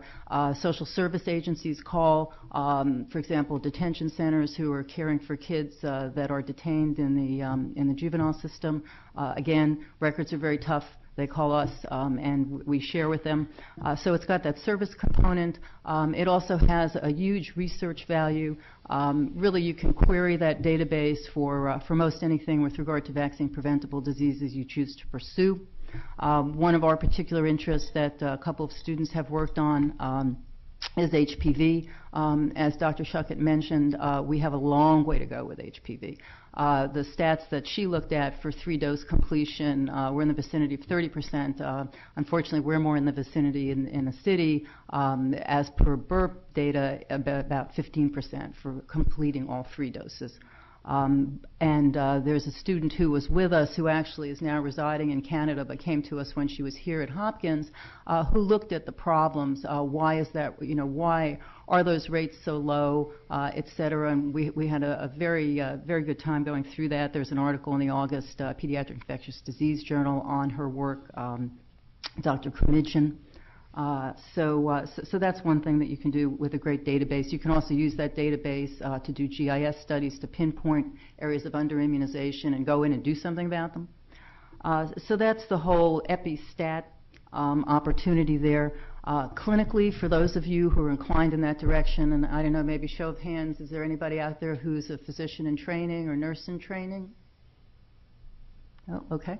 Well, so in any case, for academic interest, it's a great opportunity to know your shot schedule. Thirdly, you can familiarize yourself with the very important role of education in helping parents to understand why we do what we do, why you need those immunizations, and the modalities that you can use to teach people about those, be they parents or physicians or the community at large. And during H1N1, for example, we had the opportunity to use that whole gamut, from printed media that we developed in-house ourselves, both in black and white and color, to pamphlets, to just an amazing number of media appearances on TV and radio and everything else. That I used to think public health was a very covert sort of activity, and that I would never, ever have anything to do with TV. I don't even watch TV, but rapidly learned that was not going to be the case. So, but you have a tremendous opportunity, and not just during H1N1, but in general, to learn how one gets a message across in public health, because it's critical that you do that. You really are trying to help millions of people, and if you don't talk to them, if you can't communicate with them on all levels to all audiences, you're not going to be successful, no matter if you've got as potent a tool as a vaccine or others. You really have to get the message out. A fourth opportunity that you can get an appreciation of coming to work with us at the City Health Department in immunization is the efficacy of the force of law. Right now in Baltimore City, the state of Maryland, and many, many other states across the nation, shots are mandated. Kids have to be covered when they go to school. I mentioned the city council approach, which likewise, compelled reporting of physicians to the Baltimore Immunization Registry. Again, a very positive thing. Another, an example of getting involved in that is, for example, with HPV. We've had students look at the status of legislation for HPV mandates across the nation, et cetera. Another area to learn about is economics and immunization. Cost-benefit now is a very important tool that we use to get our positions across, knowing that for approximately, when one gives the full gamut of immunizations, you're saving at least $12 to $15 or more for many of these immunizations. how to construct a cogent argument using economic data. And another area that we're getting into, in part because we're intellectually interested in it, but more pragmatically because we need to, given that funds are scarce in public health, is the whole area of billing. We're going to be developing systems to gather data, billing data. We're going to be starting to do billing in various areas, and this will be shifting over into another domain. So that's a quick tour, if you would, of what I do and simultaneously what you can do. And we'd love to work with you and open for any questions at the end of this time. Okay, Dr. Mast. Hello, I'm Chris Mast, and I'm happy to be here. Actually, it's funny. When I used to be a student here, I'd always hear people say, "And I used to be sitting right where you are right now." I won't say that, but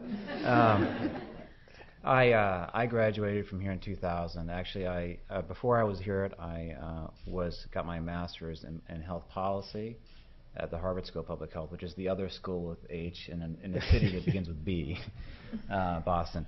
But and then I came here and I actually got my degree in a PhD in the International Health Department in Bob Black's group, and then went to Merck. And since I joined Merck, I work in the Department of Epidemiology there. And we do a variety of studies, which I'm sure we can get into later during the panel discussion. But since I've been at Merck, I've worked on the the human papillomavirus vaccine. I've worked on the rotavirus vaccine, which you heard a lot about. I would love to talk to you more about that. And I've worked more recently on the infectious disease portfolio within our department, which has seen at Merck the launch of the new class of HIV drugs, the HIV integrase inhibitors, as well as the brand new hepatitis C drug. So it's a very exciting time for vaccines and infectious diseases in general.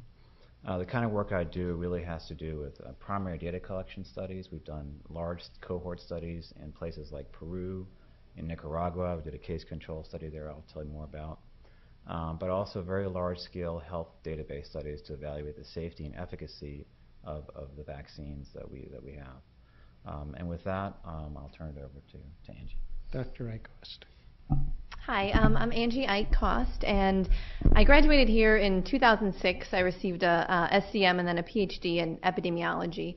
And right after leaving here, I actually went to work for the Department of Defense. And really, up until that time, I really didn't even know the Department of Defense had a very strong public health vaccine program. I didn't know much about them. So it was kind of exciting to move into that area. I currently work with the Armed Forces Health Surveillance Center. And what we do there, we have two main resources that we work with that I think are key for epidemiology and vaccine studies, which is the Defense Medical Surveillance System. And that's basically one thing the military has done very well with health is it's a comprehensive database of all the medical encounters of service members, vaccinations they've received, deployment, longitudinal demographic data. So it's this extremely robust system to use for epidemiology studies and also to look at vaccines for safety as well as vaccine effectiveness. And then we also have the DoD Serum Repository, which currently has over 52 million serum specimens that have been routinely collected on service members dating back to the late 1980s. It's an extremely impressive repository of specimens that you can then link to all of this data. It comes in very handy, again, when we're looking at immunogenicity to certain vaccine-preventable diseases, things like that. And specifically, what I work on, we do basically DoD health surveillance on a variety of topics. I primarily focus on respiratory infections and vaccine, working with the Military Vaccine Agency. But I mean, you can imagine basically all the things that might affect kind of your healthy young adult population, especially those being sent to hazardous locations during deployments. We deal a lot with not only vaccines, injuries, traumatic brain injuries, mental health issues, and also infectious diseases are a key part. And that'll be a question later on I think I have as far as the service members are being exposed to a lot of these infectious diseases that aren't prevalent in the U.S., but they're being deployed worldwide, and that's a big issue with us with protecting those troops. So I think within the Department of Defense, we've got DoD-wide programs such as the Armed Forces Health Surveillance Center. There's a military vaccine agency which focuses primarily only on vaccine safety, vaccine effectiveness, distribution of the vaccines to service members. And then each of the services also have public health hubs, a lot of which are local or fairly close to the Baltimore area. The Army's public health hub is up in Aberdeen Proving Ground. We've also got the Navy, which is down in Norfolk, and then the Air Force main public health center is over in Ohio, so a little farther away. But I think it's a unique place you may not think of to do public health, but it's you have a really lot of opportunities, and vaccines, the majority of them are mandatory for service members, so you definitely have a large population of folks getting immunized. The biggest problem for us is finding folks who haven't received the vaccine to compare them to, so it's an interesting challenge. And you're also working with adult populations, which most of your vaccine issues you've probably dealt with are going to be in children, but a lot of these vaccines are being administered to adults, and you do have different issues with that. So with that, I'll pass it on. Dr. Salmon. Thank you. My name is Dan Solomon. My first work in public health was in HIV prevention and community planning, and I did my MPH at Emory. And at the time, an article came out in the Atlanta Journal about a chiropractor that was telling his patients not to vaccinate. And it caught the attention of David Satcher, the director of CDC, who asked the question, well, what are the risks of these children that aren't vaccinated? So I was brought in first as a work-study student and then as a contractor to look at the risks of unvaccinated children. And at the time, I thought it was a natural transition from HIV and AIDS to vaccines because, I thought we would have an AIDS vaccine pretty soon, but that was a long time ago, and I guess I was wrong on that one.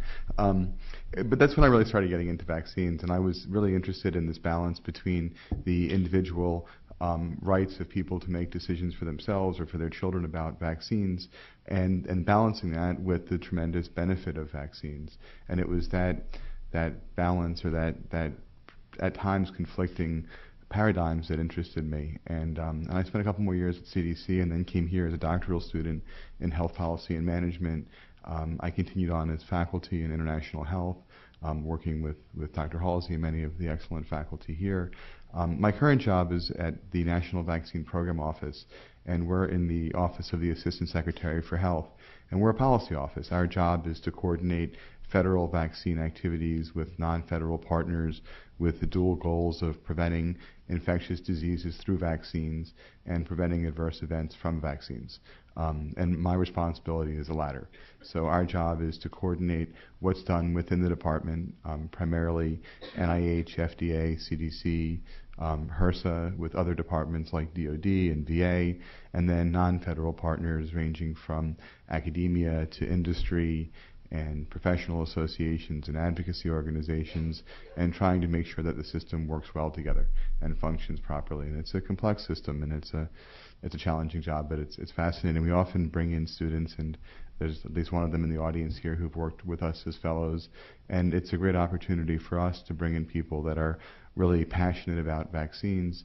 And one of the wonderful things about Hopkins is one of the only, I'm aware of, 2 programs in the country that really offer a lot of didactic training and so much experience in vaccines, and the certificate that is offered is really tremendous. I'll take this as a plug for a vaccine policy class that I also teach with Orrin and Hope Johnson. It's a great class, you should take it.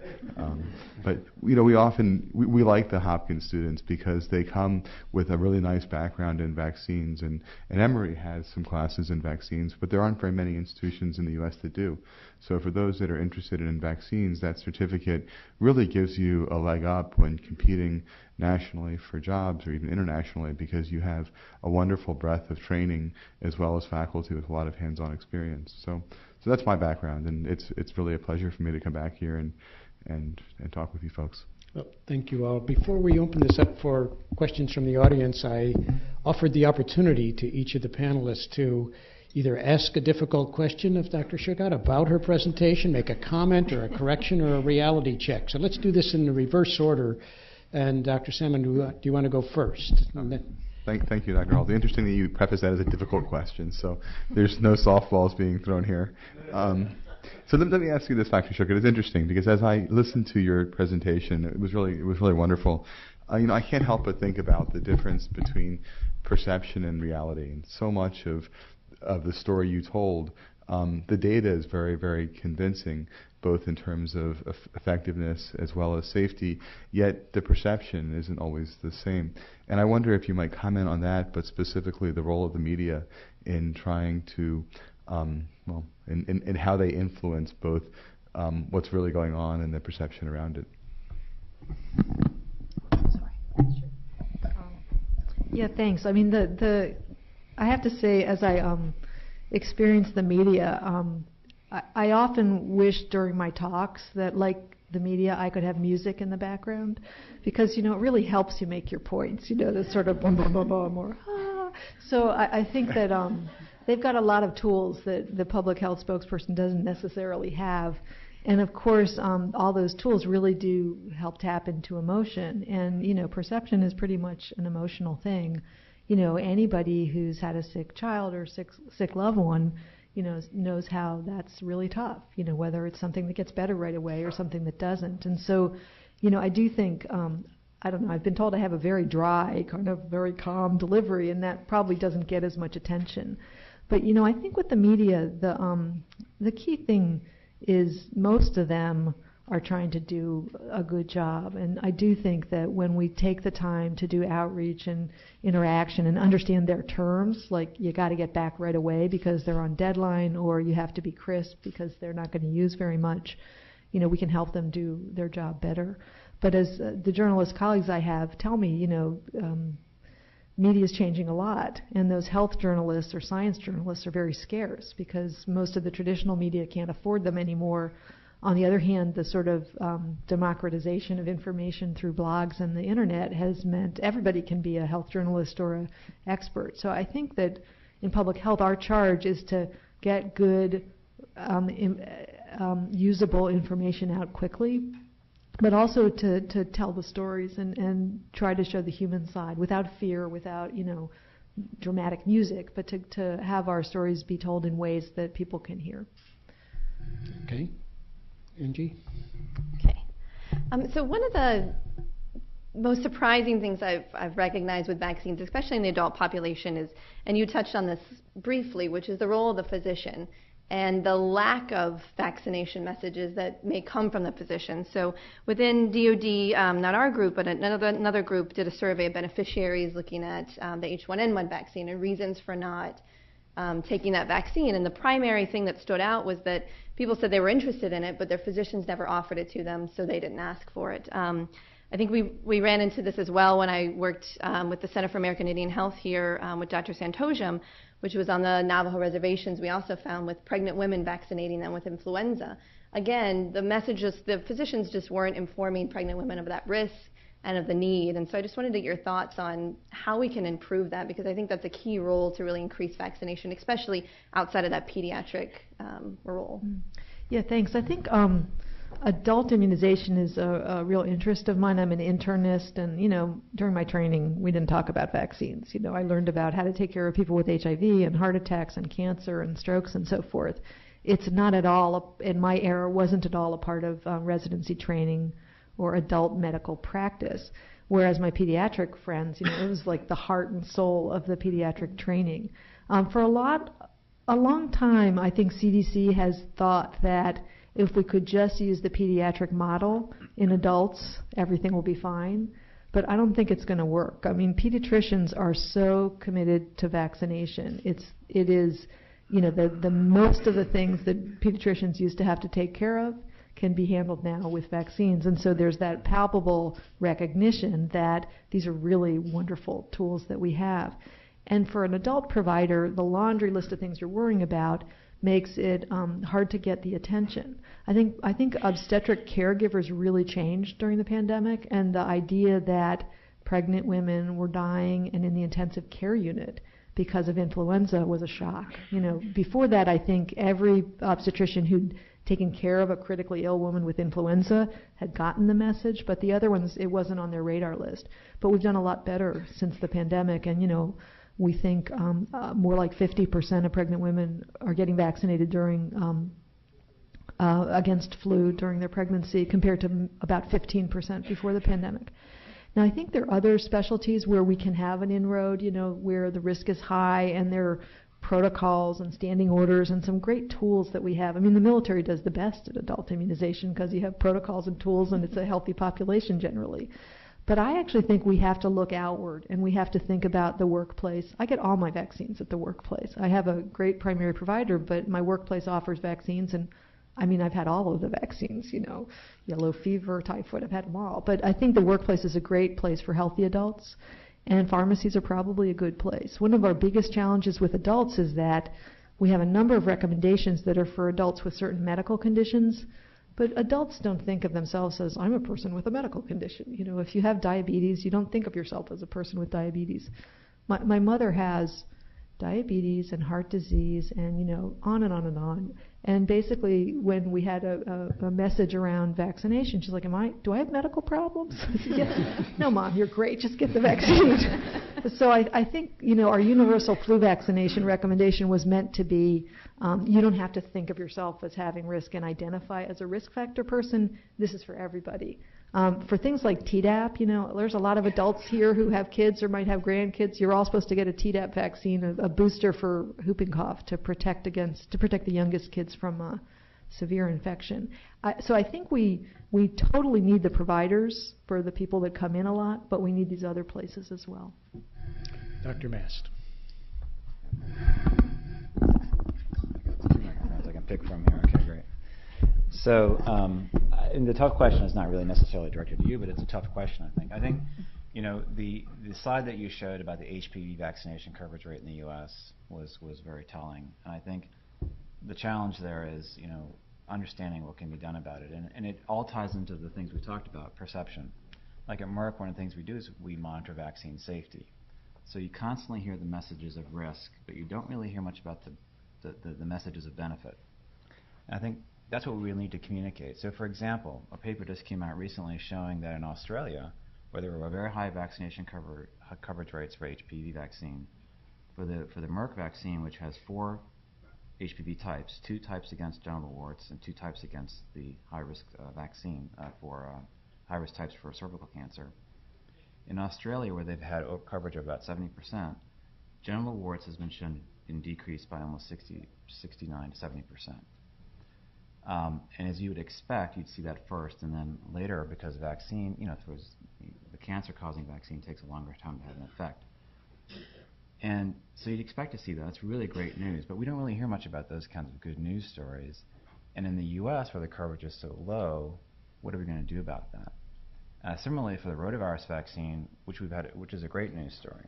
We had the dramatic impact on rotavirus vaccine, which, by the way, when I left here at Hopkins, maybe I wasn't paying attention in class or something, but I had never really heard much about rotavirus. And it kills half a million kids every year around the world. And you don't really hear much of those things. But yet in the U.S., when we had high coverage rates of the vaccine, that went down almost, measurably and markedly, as you saw. So I think the challenge is, how do we improve these coverage rates in the U.S. and how do we get a handle on that? I mean, we heard great news about Baltimore being able to track these immunization rates.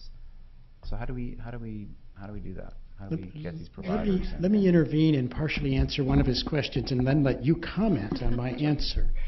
One of the things that I have said publicly to various representatives at Merck and various things is that what Merck could do to improve the coverage rates with HPV is to lower the price. And the price that is being charged is based upon the estimated value for preventing cervical cancer in women. But we need a policy of universal immunization of males as well as females along the same lines. Everybody should get it. But it's not as cost effective for males. And I think it's unfortunate that we don't have a universal policy. We may. The ACIP is going to vote on this again. But Merck could have made this happen a lot easier and faster, and the implementation would be much better if the price was 25% lower. Before you answer, we'll see whether Ann agrees with that or not. She couldn't say what I just said. It's not legal for her to say that. So. Yeah. Well, I think that we absolutely have to turn around the situation with HPV, and everything from my perspective is on the table in terms of opportunities to do that. I don't think we've told the story. I think the question of a cervical cancer vaccine, that's just incredible. It's really, really incredible. And there were a lot of there was a lot of tripping around when the vaccine came out in terms of what the media stories were not really about, hey, we have a cervical cancer vaccine. They were unfortunate sort of stories about some missteps, I guess. And my complacency about, okay, we got a pretty strong program and the pediatricians will take care of this and we'll get good uptake is completely gone right now because I've seen how horrible the data are. We've been working with we started a series of calls with the immunization programs around the country to, arm them with best practices and tools. There's some really great stuff that's been done in a couple states. I think Massachusetts and Rhode Island just shared their experiences, and there's a vaccinate before you graduate program in one of those states that's really reached high coverage where you don't get out of high school without having finished your series. There's a lot we can do with technology, with the registries. Reminder, recall gets people back. It works for kids. It should work if we start to populate the registries. But now we have electronic health records in a lot of places. Or you can be like my dentist and give a little postcard to fill out to mail to myself after I leave so I know when my next dentist appointment is. So we just haven't really had a multi-dose series in teenagers that only goes for girls. We haven't had this before, and we didn't really get the systems in place that I think can work. I think there's a lot we can do with the media, with social media, with direct to teens. I do think there's going to be differences in different communities, but in some communities, the schools are going to be a great place to give out information or to give out vaccines themselves. And so, there's obviously a lot of political interest and there's some social concerns, but this is a cancer-preventing vaccine that seems to be extremely effective in the post-licensure studies as well as the pre-licensure studies, and we just have to get that word out. But I think a lower price would be absolutely great. And to everybody who's a parent out there and has an insurance, I think there's a lot of sticker shock when you see what that first dose cost, and maybe that's why they're not coming back for the second or third. People here know, though, I think that the Vaccines for Children program will provide free vaccines for uninsured, and that insurers, with the Affordable Care Act essentially mandated since September 10th, that insurers should really need to cover ACIP recommended vaccines with no copays. So that'll get slowly taken up as plans change and get updated. But a lower price would be fantastic, but we hope that the financial barriers aren't ones that are the source of the problem right now. Dr. Bailovitz gets to ask the last question, then we'll come back to general questions. Okay. Well, frankly, I have a hard time asking you a nasty question after you gave us the award, but so this isn't going to be as nasty as the other three. But we did work, as did everyone, extraordinarily hard on H1N1, and to great effect. I mean, in terms of the kids, we immunized almost 19,000 kids, and and in school venue, which was just really amazing. And again, other folks across the nation, I'm sure, have amazing experiences as well. But so just looking back on that whole experience, and not getting into the area of lessons learned, but if you had to do it over again, and you had to change one thing, and it couldn't be syncing up demand and supply, because we know that was, that would have been really nice, and it was unfortunate we couldn't do it. What would you have done differently, like one or two things that you might have done differently?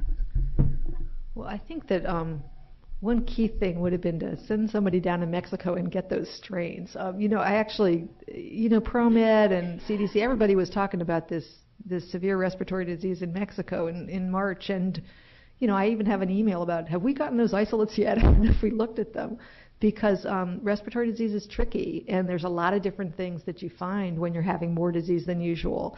And you will find the usual things. And if a pandemic starts during flu season, it's really complicated because you're going to find seasonal strains.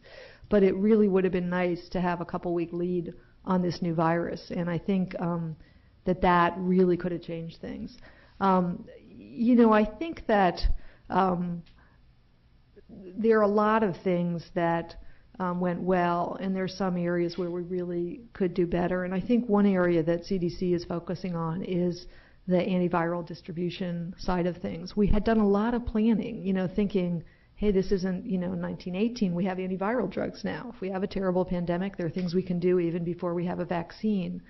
And we didn't necessarily have as perfect messaging and strategies about how to use them, but we did, we bought a lot of antivirals, and the states had bought a lot of antivirals, and we shipped millions of antivirals to the states. But we really hadn't thought the whole thing through. When you have a good commercial supply and you have this public sector supply, how do they get used? How do you make sure there's drugs where you need them when you need them, and that parents aren't driving all over town trying to find a pediatric formulation?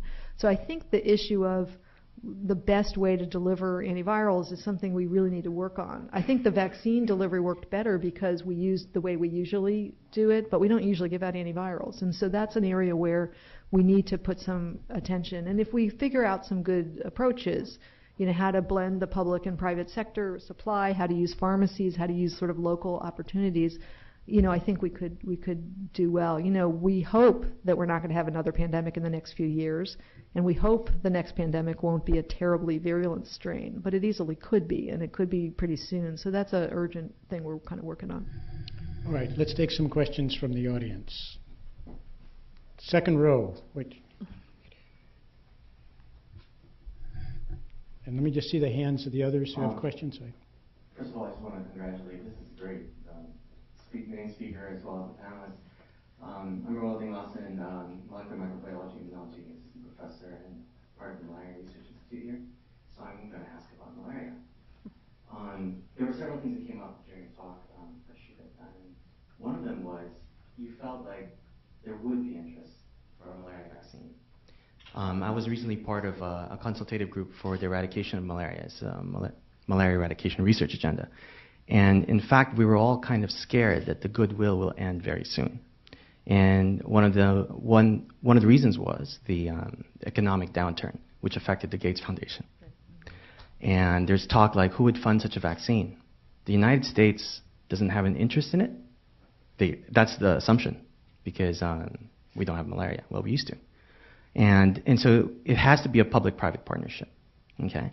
And then there was another stickler that came through. Margaret Chan had a dispute with our FDA head, because she says, how come the FDA will have to be the regulatory agency to oversee an American-made malaria vaccine? Why not another regulatory agency?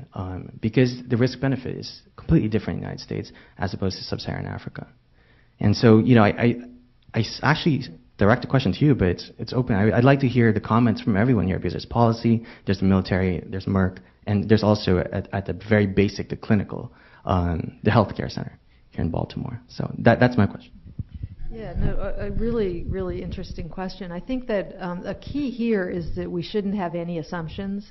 And so if I said, which I guess I did, and it's on tape too, that there'll be demand for a malaria vaccine, we can't assume that. I know I have personally wondered whether these wonderful interventions of aggressive bed nets and interventions during pregnancy and spraying and everything, which have lowered malaria, severe malaria in a lot of parts of the world, have changed the demand equation.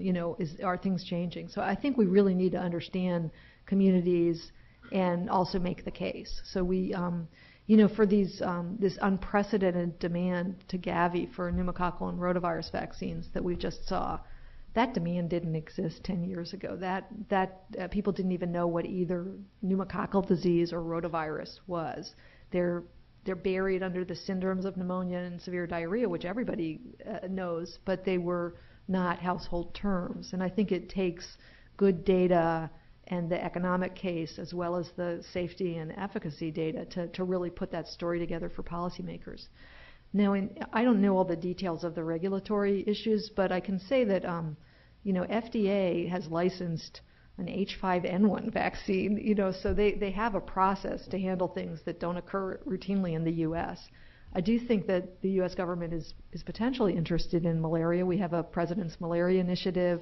I don't know how many times I've taken anti-malarial prophylaxis for my international work. I think the DoD is routinely worrying about malaria in the kinds of places that we're deploying service people for now. And I think more and more the world is interconnected, and I do think that Americans care about their families in other countries.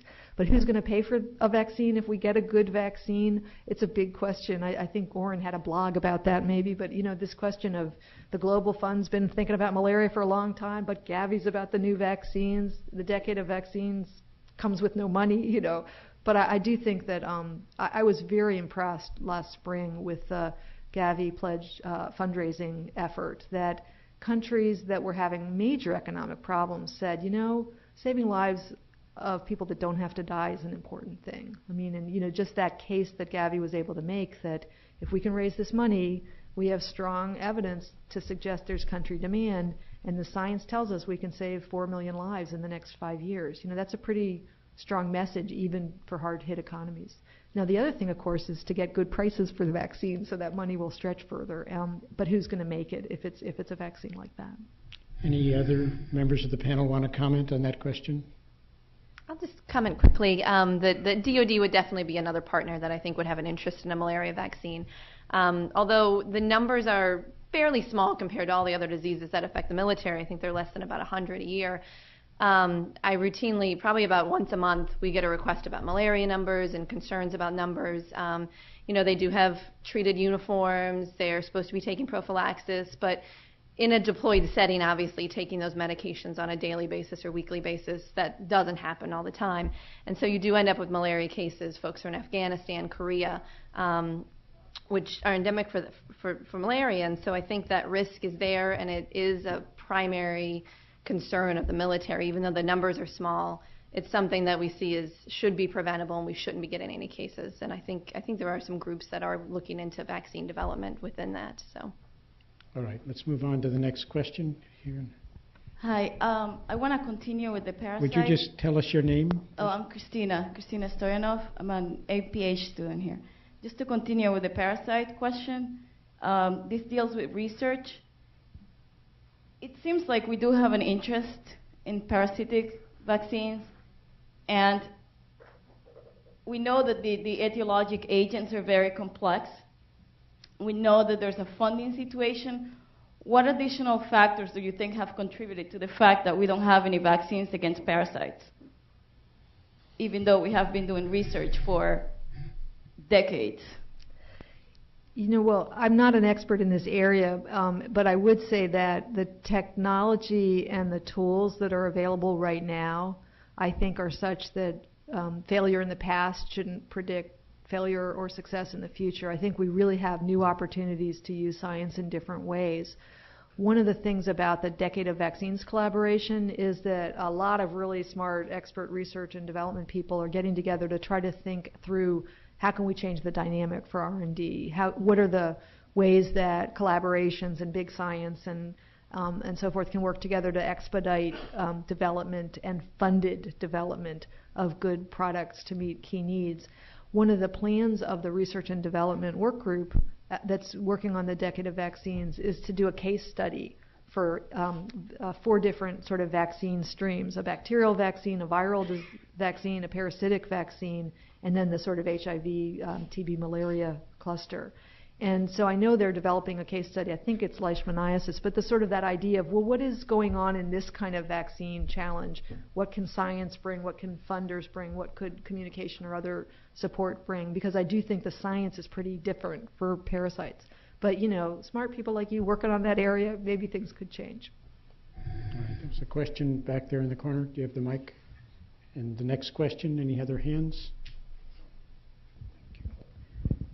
I'm Han Ho. I am a fellow physician of child and adolescent psychiatry. I got my MPH when I was in medical school, and my clinical interest is autism.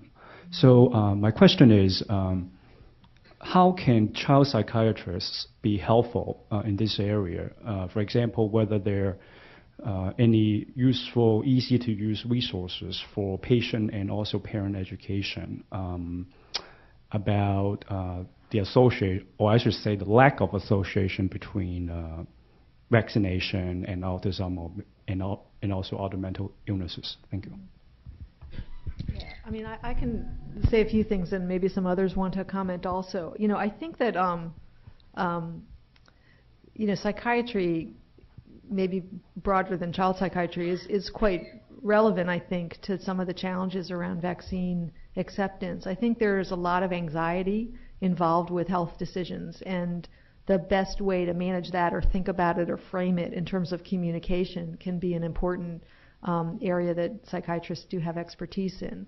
I think another area is just the, that might be me, but we're going to ignore it. Okay, so the diversity between, whether it's psychiatry or neuroscience or neurology, but the case definitions around some of the childhood developmental conditions has really been an issue. So many of the studies that tried to look at vaccines as an exposure and neurocognitive development didn't really use consistent definitions. There's a very nice study that did a long-term follow-up looking at thimerosal and longer-term neurocognitive development in children that used a really, Cadillac version of testing in kids. And I think that's something where, the casual observer would not have necessarily classified children consistently, but having, specialists involved who knew how to watch children play and watch their behavior and could sort out what kinds of, blinded to what exposures they had, that they were a very important part of the research work that was being done. We've had a lot of problems with our outcomes in the research around autism and autistic spectrum disorder, and a question of, is the disease increasing, or have we expanded the definition? Are the same children, the rates kind of similar, but people were called something else a long time ago? So I think that is a contribution that your field could make. Maybe somebody else has other comments? Or? Let me just add to the question, perhaps for you or anybody else, but I've come to the conclusion that one of the fundamental problems is our poor teaching of the general public, journalists, congressmen and women and everybody else about causality assessment. There's a very poor understanding of the science that is involved in assessing causal relationships between vaccines and adverse events.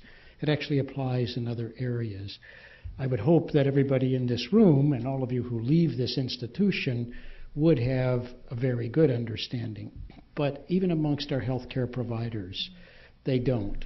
And I think we have to do something about that at all levels of our educational process. And just one comment about that. I think one of the good things about preparing for the fall wave of the H1N1 epidemic was actually anticipating that this cause-effect issue was going to be a big concern, that if we actually did vaccinate millions and millions of people, bad things were going to happen after vaccination. As you all know, in 1976, a couple of people had heart attacks shortly after they got the swine flu vaccine in 76. And then there was Guillain-Barré syndrome, and people really didn't know what to make of it. We did a lot of work across the government and with academics to actually both educate reporters and then also put in the medical literature information about expected background rates of disease. How often does miscarriage happen? How often does Guillain-Barré syndrome happen without vaccination?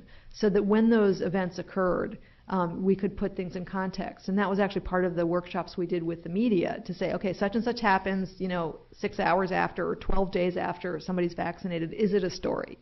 And so, uncovering, is it a story? Well, they'll probably run it, but I have to say we didn't anticipate the cheerleader who couldn't walk backwards following the H1N1 vaccine, which was one of those, you see, the younger people know what I'm talking about. It was a YouTube video that went viral and that, I've talked on college campuses and they said when that happened, no one would take the vaccine. It was just, it wouldn't go away.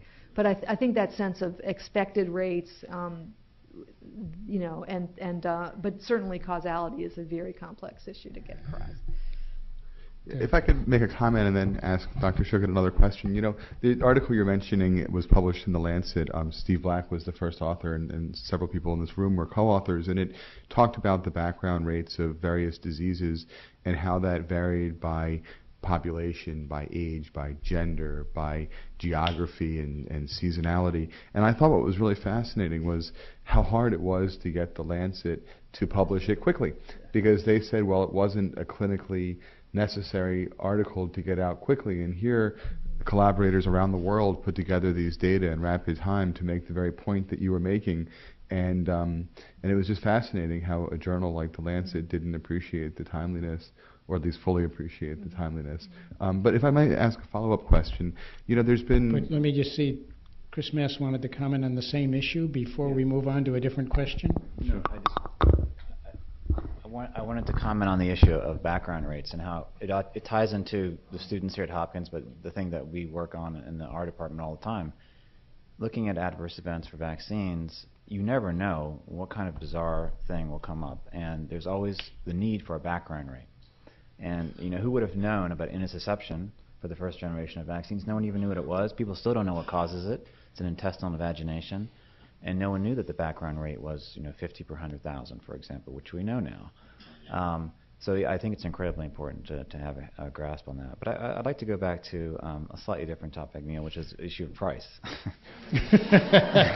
Oh, good. You're going to take some action.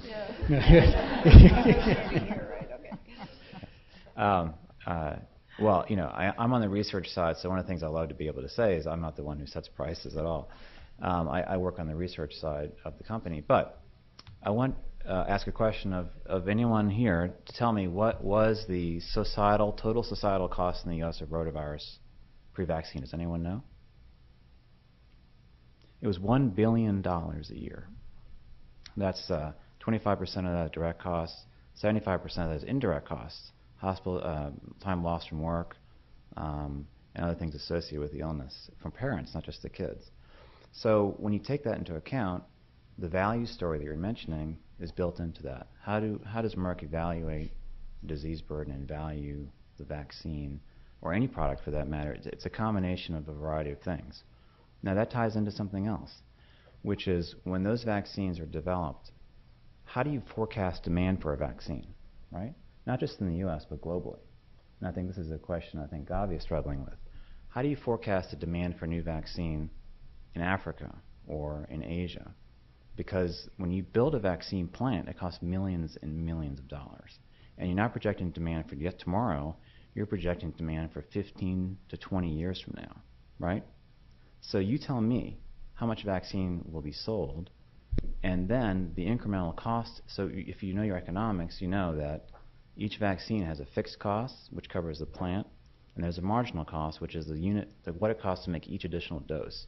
The more and more vaccine you can produce, the cheaper each additional dose becomes, right? So if you can get your forecast right, you know how to make a lot of vaccine for actually a fairly reasonable cost. So that's a big challenge we have as a company. And I just want to mention some of the things that go into the price of the vaccine. Forecasting, disease burden, and the economic story are all part of the price. Okay, very good. Now you want to bring up your other question. I think there was one other question in the audience, and then we'll wrap up. So, it's interesting. The question was asked about autism, and there's been some recent surveys that have found a lot of concerns, for lack of a better term, among the public. There was a study published by Gary Freed's group out of Michigan finding about half of parents reported that vaccines can cause autism among healthy children. A recent paper in Health Affairs showed 3 out of 4 parents had some sort of concerns about vaccines.